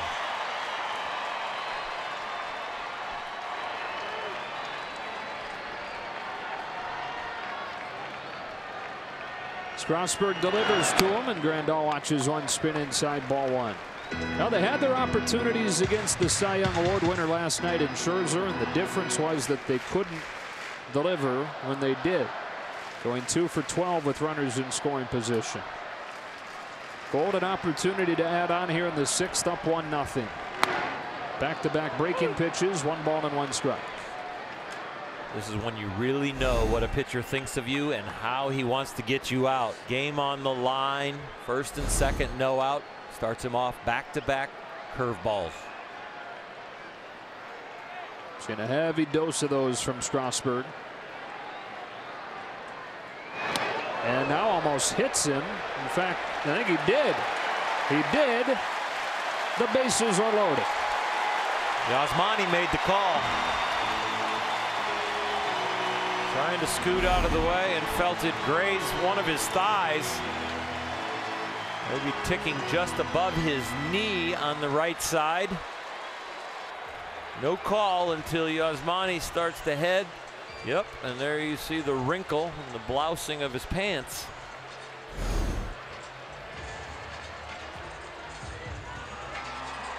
So the base is loaded up as Derek Lilliquist, the pitching coach, goes out there. And guess who's coming up on his bobblehead night? Cody Bellinger. Now batting, number 35, Cody Bellinger. Joc hits a home run on his birthday. Cody looking for some RBIs on his bobblehead night. And didn't you mention earlier that he's never had a hit from the other bobblehead night? That's right. He went 0 for 5 in his bobblehead night last year. He's 0 for 2 so far tonight. The pitch. Fastball outside, 1-0. That was Dexter Fowler of the Cardinals a couple weeks ago. Homered on his bobblehead night. Bellinger trying to one-up him, perhaps with a grand slam.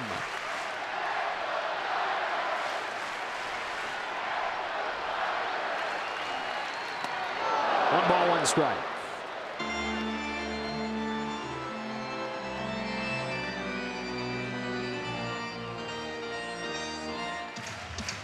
Sitting on 2 home runs and 5 RBIs so far in 2018, looking to increase those totals.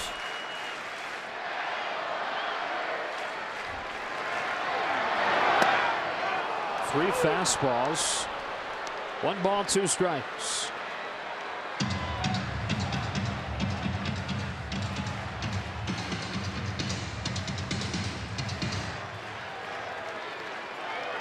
Strasburg trying to bully his way out of the corner here.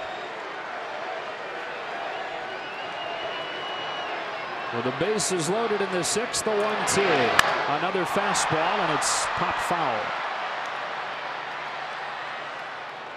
Boy, 4 pitches and 4 heaters from Strasburg, when we've seen the book on Bellinger become that back foot breaking ball is what's given him issues. Strasburg have enough confidence in Wieters and himself not to turn a down and in breaking ball to a left-handed hitter into a wild pitch or a pass ball. I have a feeling he's going to continue up the ladder, but he can go either way. Got him swinging with a changeup. Set it up for that power change of his, and a big strikeout, his 6th one away. You're right. He did go all heaters.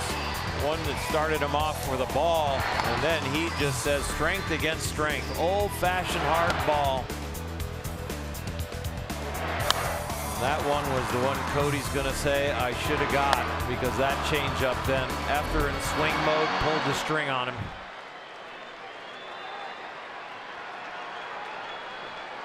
So now with 1 out and the bases loaded, it's Pederson. His solo home run in the 2nd has accounted for the scoring in this game. A fastball. Strasburg sticking with the hard stuff to get ahead of these last 2 hitters.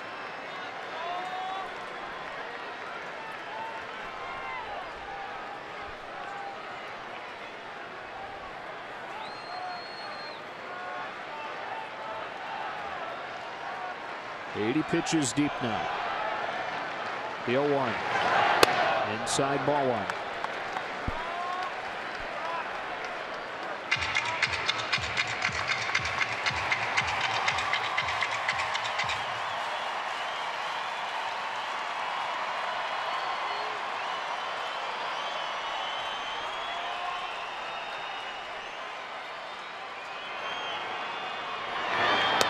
Got away from him. 2 balls and a strike.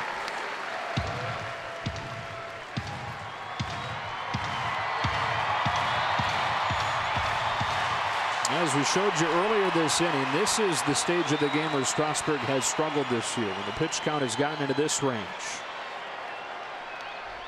With the bases loaded is 2-1. That's ball 3. And nowhere to put Joc Pederson.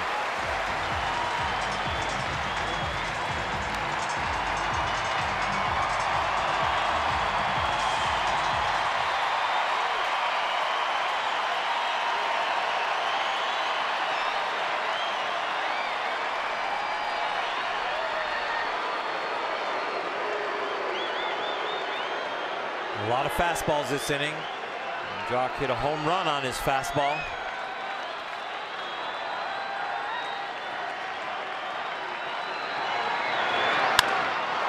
Slices one in the air towards the seats, and the count goes full. Arco top tier play of the game so far. This 1-0 drive by Joc Pederson on his birthday gave us this score. With that replay, Joc Pederson now would like to recreate that event.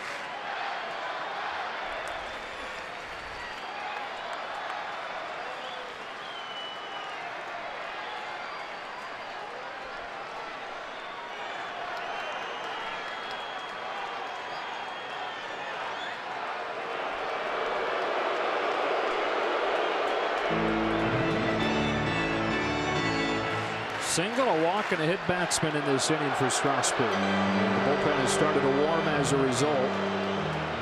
Now Wieters goes out for a visit. How they want to handle this 3-2 pitch. Been a little cat and mouse game going on between Joc and Strasburg on who wants to get set first and who wants to wait on who. It's Carlos Torres in the Nationals bullpen.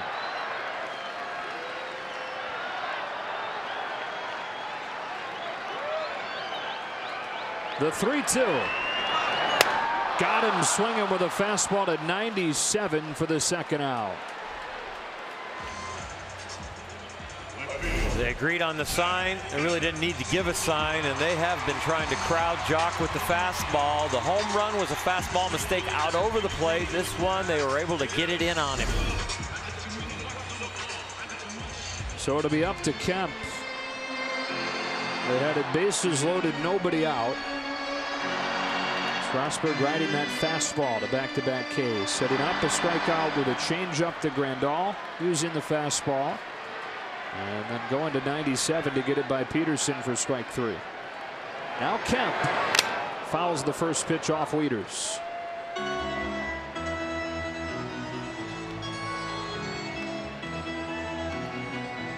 Coming into this game, Strasburg only gave up a few hits to righties. The league was only hitting 108 off of them if you were right-handed. Dodgers have had a couple right-handers get hits off them tonight, though. Chris Taylor and Yasiel Puig.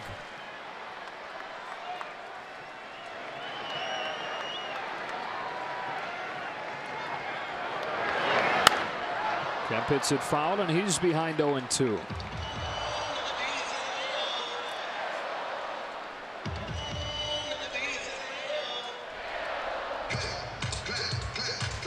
He has gone to the well with his fastball since getting in this jam.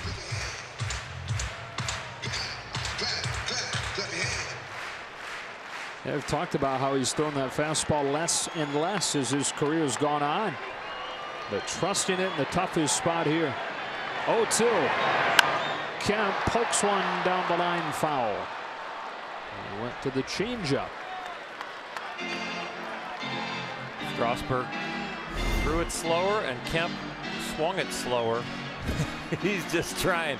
I am fooled. Slow down and just foul it off.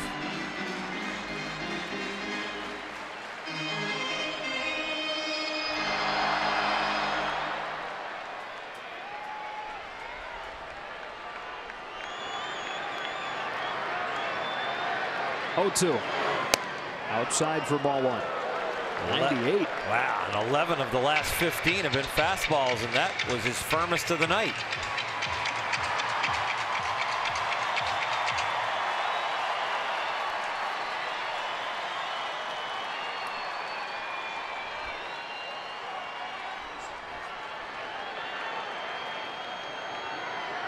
Can Kemp cash in? Strikes out swinging as he hits 98 again. And after loading the bases with nobody out, strikeout, strikeout, strikeout through the heart of the order.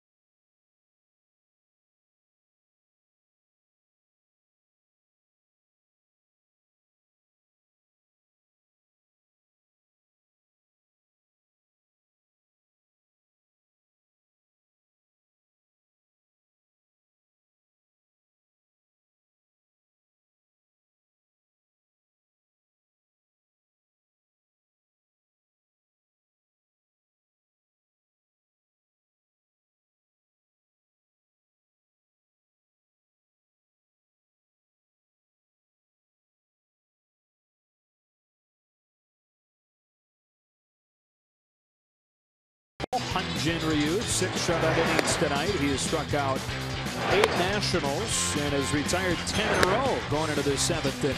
He's done it with all different pitches, from the fastball, the cutter, the curveball, the changeup. Doesn't really use the slider to strike anybody out, but you have that wide array of pitch selections and they're good enough to make them swing and miss, you are on your game. So to the 7th inning we go. Still 1-0 with the Dodgers unable to take advantage of that bases loaded, nobody out chance in the 6th. Putting more on Ryu's shoulders. First pitch to Matt Wieters is popped into right field for Puig. And on one pitch, he's got the first out of the 7th.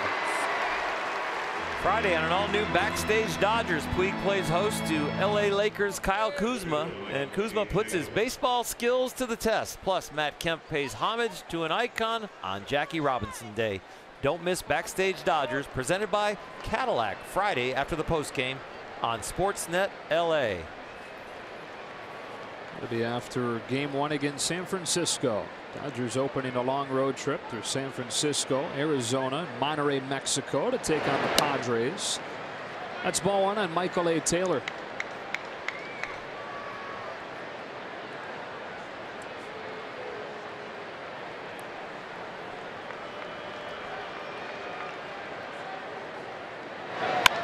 A curve is popped up. Puig again. 2 up. 2 down. So Ryu is now through 6 2/3 shutout innings, and Tony Cingrani and JT Chargois warming. By the way, we're talking about how good Boston has been so far. Through 7 innings, Sean Manaea of the Oakland A's, who the Dodgers saw a couple weeks ago, no-hitting Boston. 2 out for Wilmer Defoe. It seems like just about every night we're talking about a no-hitter going on. Yeah. It's impressive enough to get a no-hitter moving past the 6th inning, but now you're doing against the hottest team in baseball. Red Sox are averaging 6.5 runs per game. That leads baseball. No hits through 7 against Manaea. It's a broken back ground ball to Seager. Hyun-Jin Ryu keeps on mowing him down. 7 shutout innings. He's retired 13 in a row. And as we stretch at Dodger Stadium, the Dodgers won. The Nationals nothing.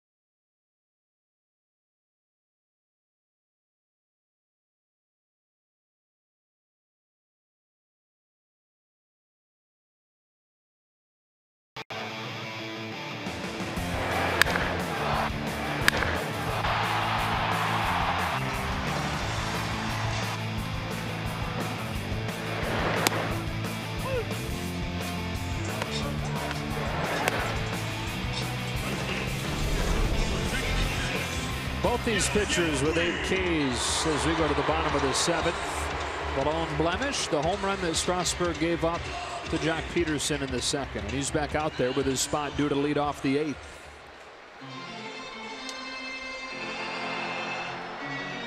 Bottom of the Dodger order. Here's Puig to lead it off, having singled his last time up.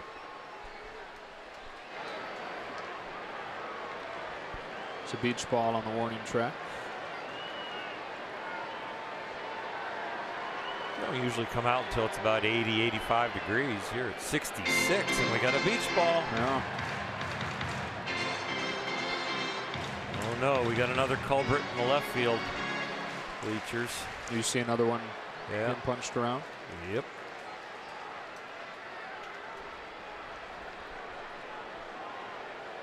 Still early in the season, maybe lacking command with the beach ball out there. Fastball begins the inning for a strike.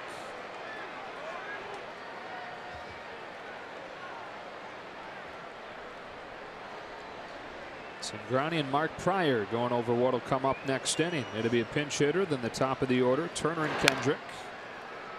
Puig in an 0-2 hole.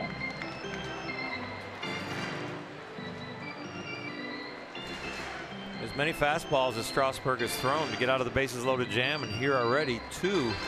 This is the first year in his career, and I know it's early, but his fastball usage has dropped below 50%.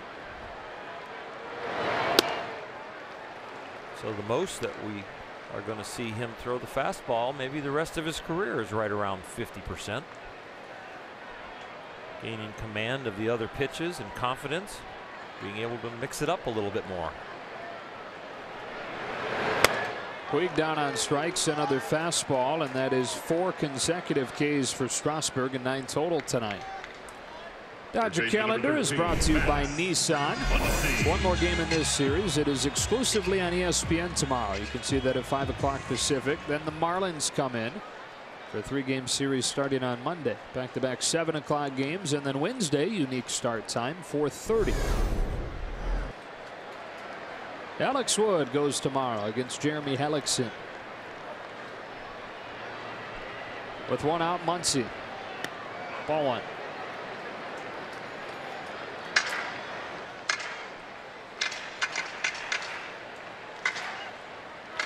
Chase Utley looks like we'll hit for Ryu. 7 shutout innings for Hyun-Jin Ryu tonight.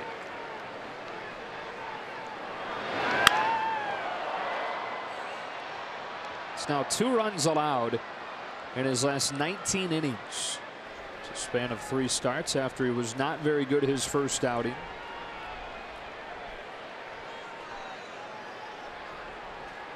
Everybody comes out of spring training. I feel great. Going to have a big year. Looking forward to the season starting. That was most of Ryu's quotes. And then after that first one, everybody's like, really? And he's proven he does feel better. Healthier, more confident with the fastball. Finish on the breaking stuff and change up is a lot sharper, and the command and the competitiveness. It's amazing how when you are confident and healthy, how you can be more aggressive. Once he stays alive, still 1-2. Tell you what, that is an underrated great head of hair that Ryu has. Yeah, I don't look at hair anymore as, oh, that's a great head of hair. I'm just glad I have it still. It makes it a great head of hair. Just because it, yeah, there's hair there. He could lose a bunch and still have plenty. I'm done, he said. Once he goes around in a sharp breaking pitch, Wieters will throw him out, 2 away. So 5 in a row for Strasburg as far as the strikeouts go. He's got 10 total tonight. And instead of Chase Utley, it'll be Enrique Hernandez. Once he reaches base, maybe you put Utley up there so you have a left-handed hitter to use the hole with a man on first. Enrique Hernandez being used to maybe find some lightning in a bottle.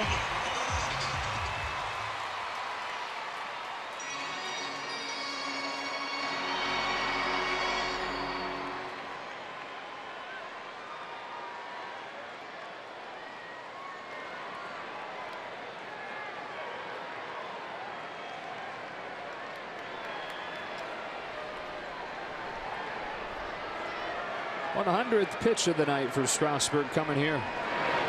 It's ball 1. Close the book on Ryu. The Dodgers have lost 4 out of their last 5 games at home, and in those games the starters have had an ERA of close to 7.5. So Ryu really righted the ship as far as how it gets started here in Dodger Stadium, as far as giving us a great start and a chance to win this game.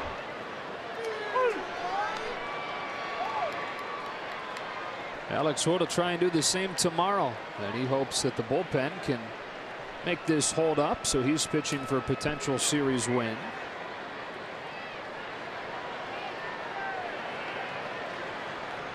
On 1-1. Hernandez unloads. Forget about it. Pinch hit home run, 2-0.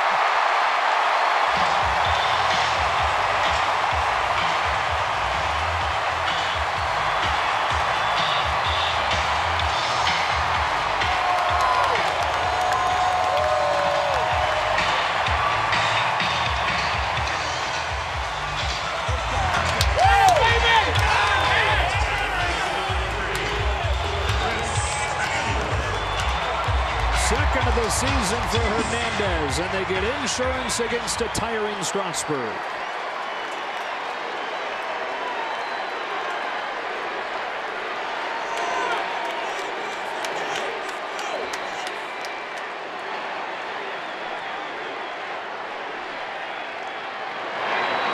Chris Taylor now looks at strike one. Enrique Hernandez put up there to maybe find lightning in a bottle, and he does. Dodger pinch hitters this year, over 350. And that one's not only for average, it's for distance and another run. Another than two.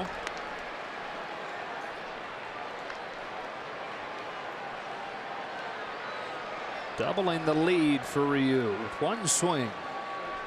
2 runs on 2 solo home runs against a guy that had the lowest home run rate in baseball last year.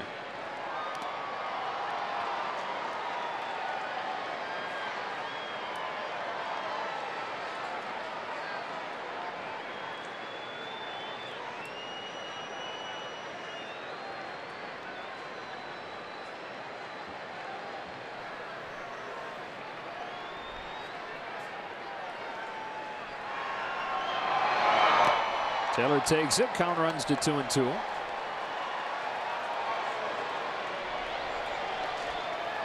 A little protein bar. In my day, if you were caught eating on the bench, you were fine. They would grab it out of your hand and throw it in the trash can. Now it's like, hey, I got to eat 3 times a game. It's like 3 times a day. I got to get my meal in. Bulking season. Pop fly into center. Michael Taylor ends the 7th. Not before Kike Hernandez launches, and I mean launches, his 2nd home run of the season. And after 7, a 2-0 lead.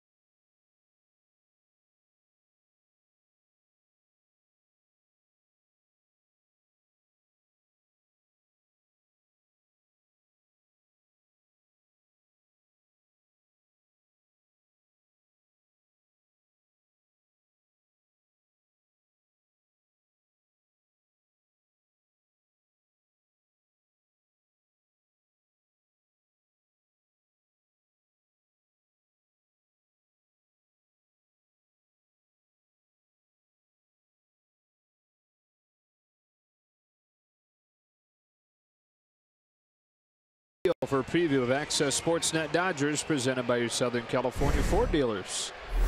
All right, thanks, Joe. A masterful performance by Hyun-Jin Ryu tonight after the game. Nomar, Jerry, they will break it down. And kudos to Nomar. You called your shot. You went with the birthday boy, Joc Pederson, his big fly, and Kike's big swing. The difference in the game right now. We'll see you in just a bit.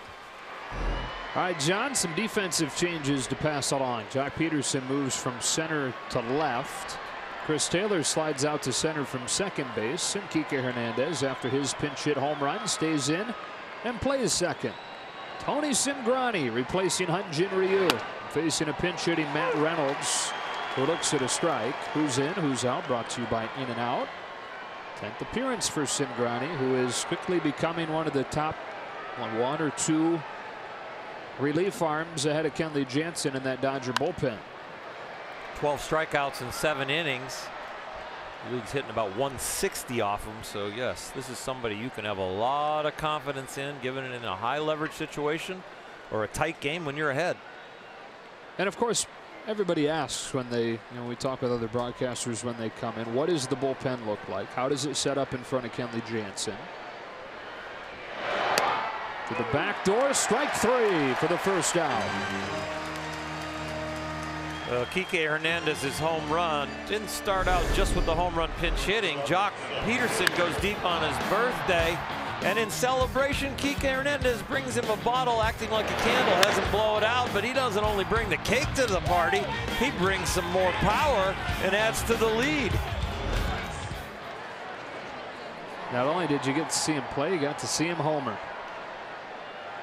Top of the order now, Trey Turner. Anyways, people ask about the bullpen and how it sets up in front of Kenley Jansen. And I think a week ago, had you asked that question, Turner would have said, there's 4 or 5 guys.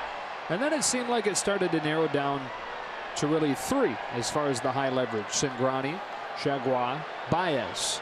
Baez shaky last night. Cingrani getting a crack at it tonight with Chagua warming down there. 1 ball, 1 strike on Turner. There are some bullpens where you have guys that have tremendous potential and they are executing and they kind of go up the totem pole or are already there at the top. And then you have other guys that they really don't have the potential. They're just down there kind of filling in. I think everybody in the Dodger bullpen has the potential to be a late inning guy. And in that way, Dave Roberts and Rick Honeycutt is when a hot hand is going, they can go with that guy. You know, Tom Kohler was acquired with that in mind, with him kind of taking over the 2016 Joe Blanton role, 2017 Brandon Morrow role. Still working back from the shoulder injury, and they're still trying to just figure it out as they go. Who's going to work into those spots? 3-1.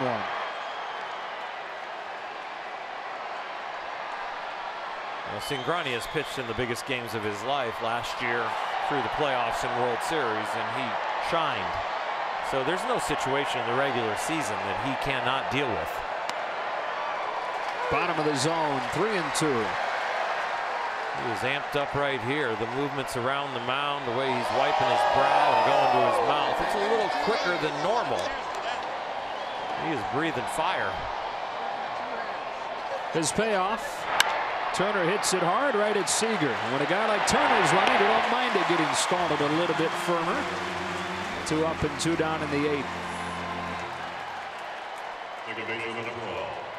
You're right, though. Different look about Cingrani. Yeah, it's a huffing and puffing and the adrenaline pumping, and I don't mind that at all. I actually love it when the emotions are on the sleeves like this. As long as you're channeling those emotions and that adrenaline and that energy into the strike zone. 2 outs, Howie Kendrick, and a 2-0 game in the 8th. Fires a strike. Perhaps what he looked like back in his powerlifting days in high school. Big, strong guy. The roots of that came back in his high school days. That's it, foul, and it's 0-2. Used to be, he's still kind of gangly, but there's some bulk on that frame now. Used to just be very wiry, could hardly lift the bar. And by the time he was finished with high school, was competing in lifting meets. Last time I moved like that, it was after about 4 cups of coffee. Wow, you are right. He's on fire. And he works 1, 2, 3 in the 8th inning. Owning that, huh? Tony Cingrani looking good. 2-0 to the bottom of the 8th.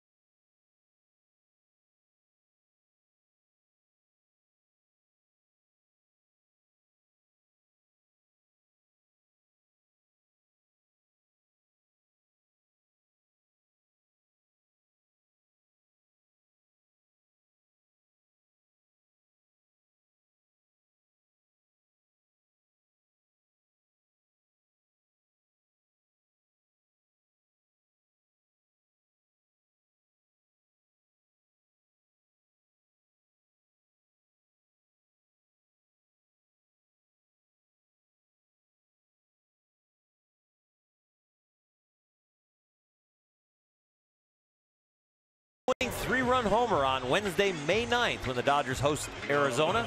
Be one of the first 40,000 fans in attendance at Dodger Stadium and take home a Justin Turner walk-off home run bobblehead presented by State Farm. Visit Dodgers.com/promotions. Nationals debut here for the veteran Carlos Torres, who previously pitched for the White Sox and the Rockies and the Mets and the Brewers. Just brought up this week and ready to face 2, 3, and 4 in the Dodger lineup. Corey Seager takes strike one. Well, it's setting up for a test of a 9th inning for Kenley Jansen, isn't it? Bryce Harper and Ryan Zimmerman to lead the inning off. What we have come to expect, we hope gets turned around, because Kenley has not been as consistent as he has been in the past, but no one has lost any confidence in him on the Dodger roster, front office, management, or coaches. But the fans are interested to see how he comes out of the pen. Sizzles high, 1-2. It's been no secret that Kenley has been working hard with Rick Honeycutt to refine his mechanics and find his style and consistency that he has enjoyed for years.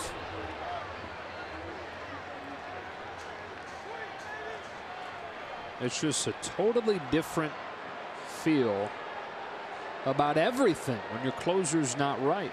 And when he's not right, kind of makes you realize how good you have it when he is.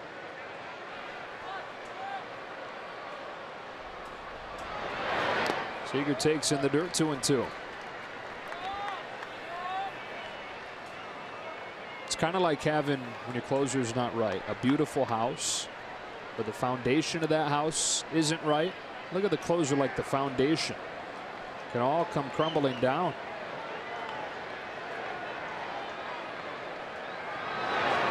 Seager muscles one to third, caught by Defoe.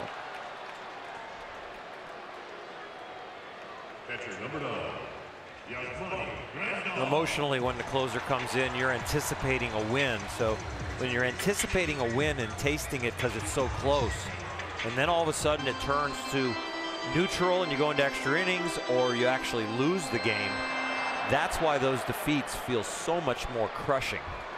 And it feels like it just sucks the wind out of the locker room, out of the stadium. And they feel like, and I think are, a lot harder to recover from. The Dodgers sitting at 8-10. And if Kenley would have got off to a fast start this year, we could easily have maybe 11 wins. And 0-1 to Grandal. He's in the dirt for ball one. By the way, just updating that Sean Manaea gem. Manaea's 1 out from no hitting the 17-2 Boston Red Sox.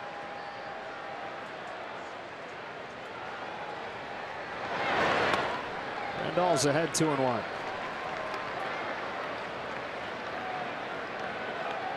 He's only thrown 105 pitches.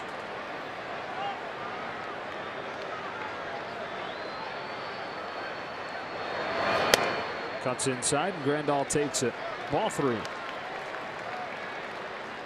Facing Hanley Ramirez now, Manaea is. Oral's even got it pulled up on the MLB app on his phone now. Sure do. A little bit low and inside. Grandal walks. Third time he's reached tonight. He has 106 pitches. First baseman number 35.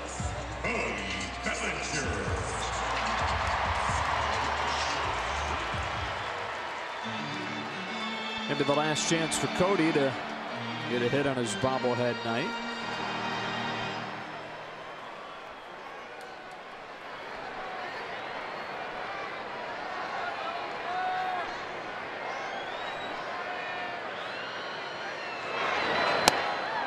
Cuts over a slider or a cutter for strike one.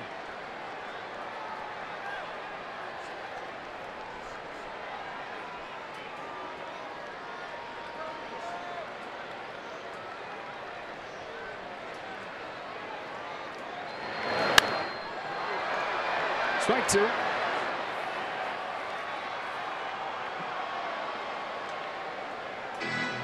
He's finished it off.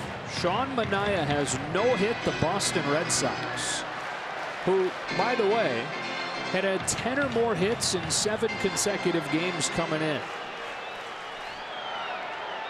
2-0 count to the last hitter and a ground ball to short. Finished it off. The Oakland A's are mobbing him. Well deserved. That is unbelievable.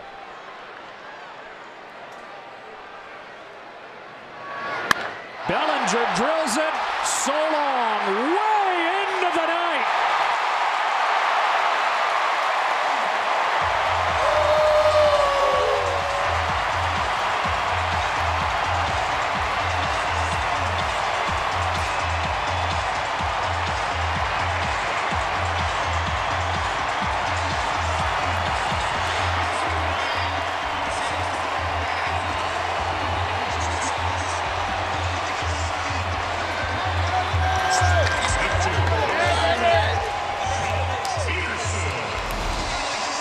Majestic blast from Cody Bellinger here on bobblehead night.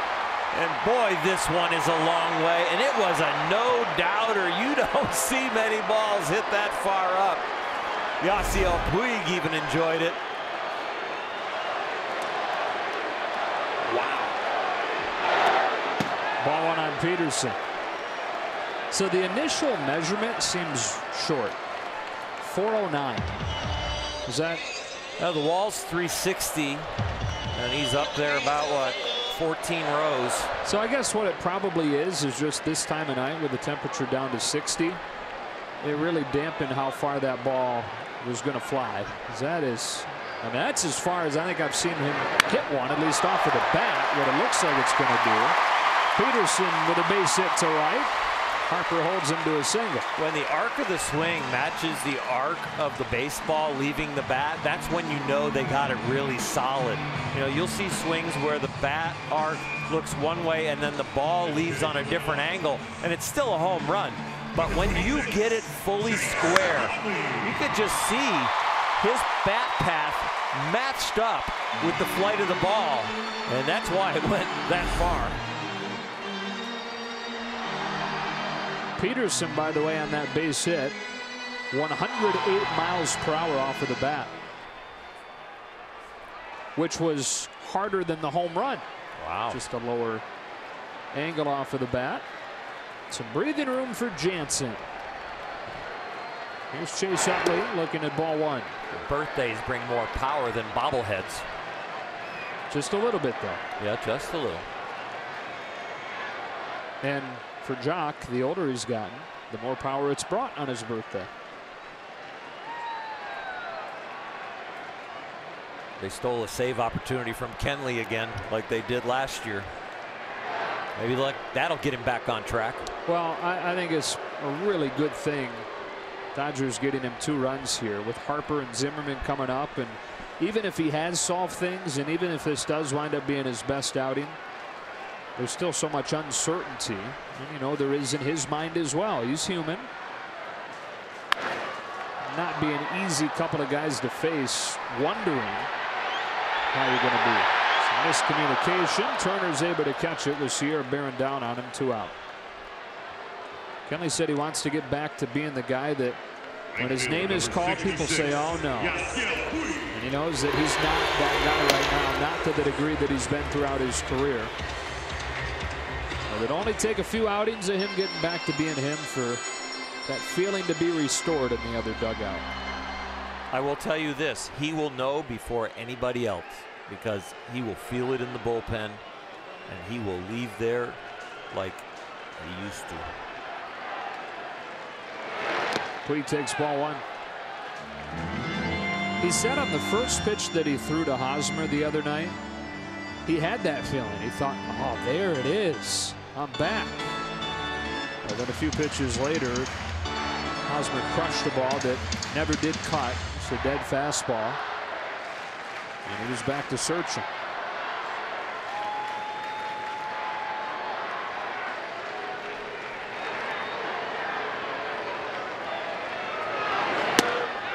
(2-0). That's the maddening thing about mechanics and about execution is that if it doesn't last very long, you're probably fixing a symptom compared to the core. When you fix the core and you really get it right at what is wrong, that's when the consistency comes back. They've got Pederson picked off, and the inning is over. But the Dodgers double the lead on a long, majestic home run from Cody Bellinger, celebrating his bobblehead night in style. To the ninth we go. Dodgers 4, Nationals nothing.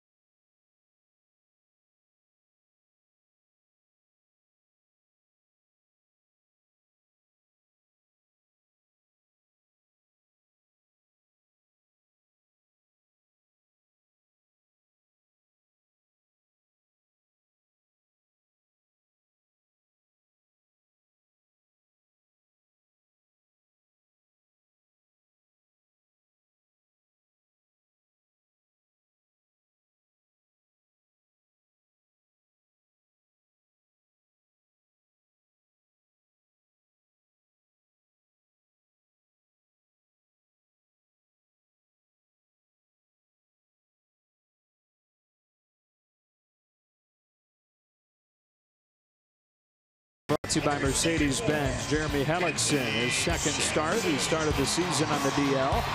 Alex Wood, who seemed to get back on track in San Diego last week. Again, that'll be exclusively on ESPN. 5 o'clock tomorrow.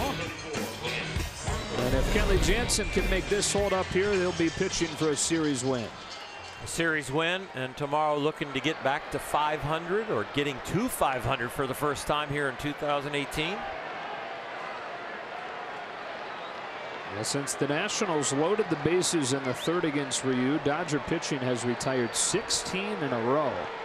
Ryu retired his final 13, then Cingrani breathing fire in a 1-2-3-8. And now Kenley Jansen with a strike on Harper.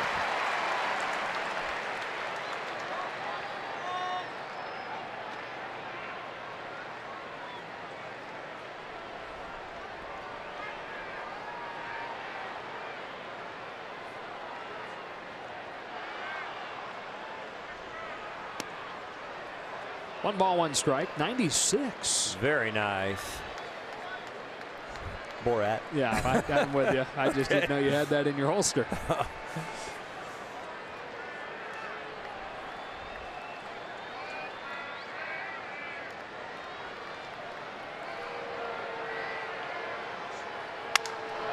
Cracks his bat. That's what the cutter does when it's right. It was 93.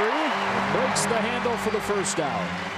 Okay, you got Bryce Harper up there, left-handed hitter. You got Kenley Jansen, the all-star, and a great closer. And we get a 93-mile-an-hour cutter that breaks his bat. Good sign. After 96, which was the hardest single pitch that he's thrown this year. So passes the first test, and now a right-handed hitter, and another good one.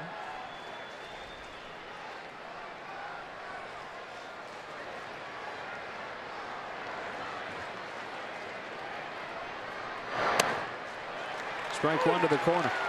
Said two mechanical flaws that he and Rick Honeycutt have been able to identify. Early on, they think maybe subconsciously was compensating for the hamstring that had bothered him during spring training and wasn't allowing himself to fully stride home. That's a pop fly. Grandal or Bellinger? It is Bellinger for out number 2. And the second thing more recently that he thinks he's identified is that the landing spot for his front foot has been inconsistent. That's hurt his command. Trying to put it all together tonight. There's velocity and there's relative velocity to the hitter. And so if your velocity's down, plus you're not getting extension, that's the worst equation. As he starts throwing it harder and getting closer to the hitter, that's the best equation. Matt Adams, last hope for the Nationals.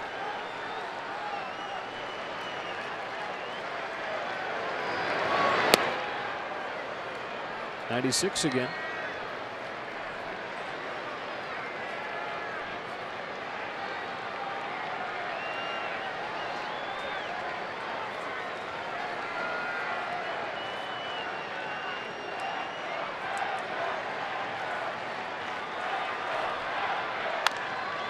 Adams grounds it foul, 1-1. This will be a 5th win out of their last 6 games. Maybe he can wrap it up. Riding the long ball tonight. Solo shots from Pederson and Hernandez. And a 2-run blast from Bellinger.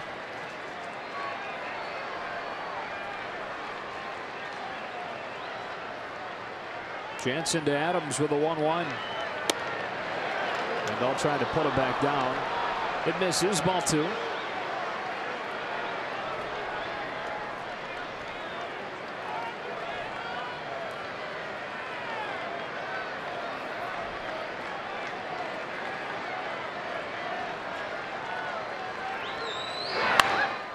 Popped up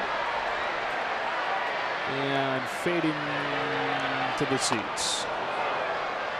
Big Ed, the lead security man down there, thought about it, thought about getting under it. Yeah, no. I don't blame you. Nats down to their final strike. Jansen a strike away from a 1-2-3 now.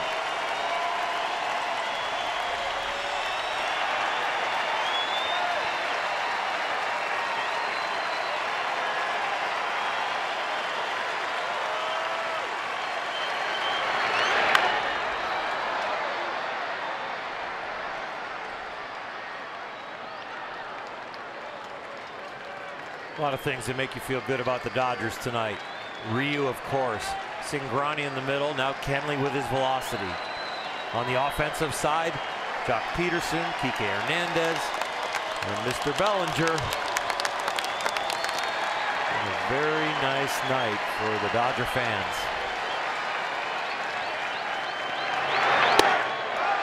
Just high, full count. Wanted it. Take a look on the pitch cast. Boy, you can get that one, especially when it's 4-0.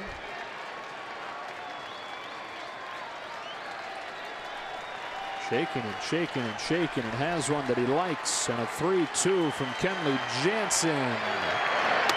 He walked him.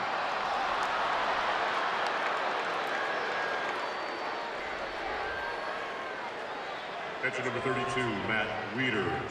So the Bellinger 2-run home run looms large as Wieters climbs in.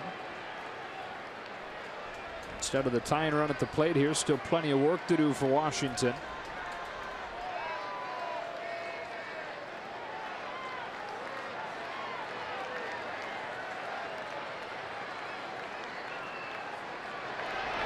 Hunter takes off on a strike. It's 0-1.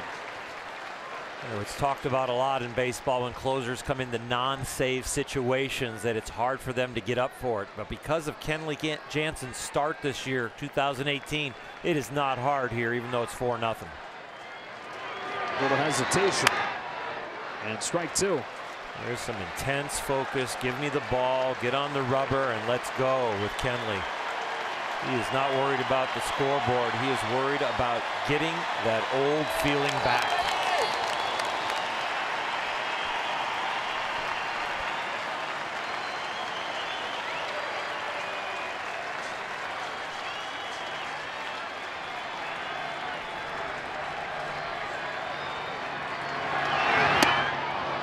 One and 2.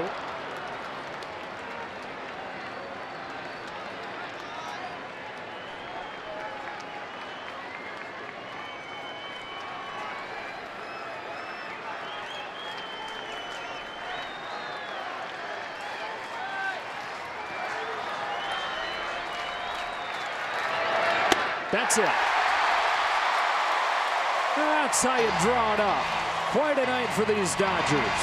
7 shutout innings from Hyun-Jin Ryu. 3 home runs.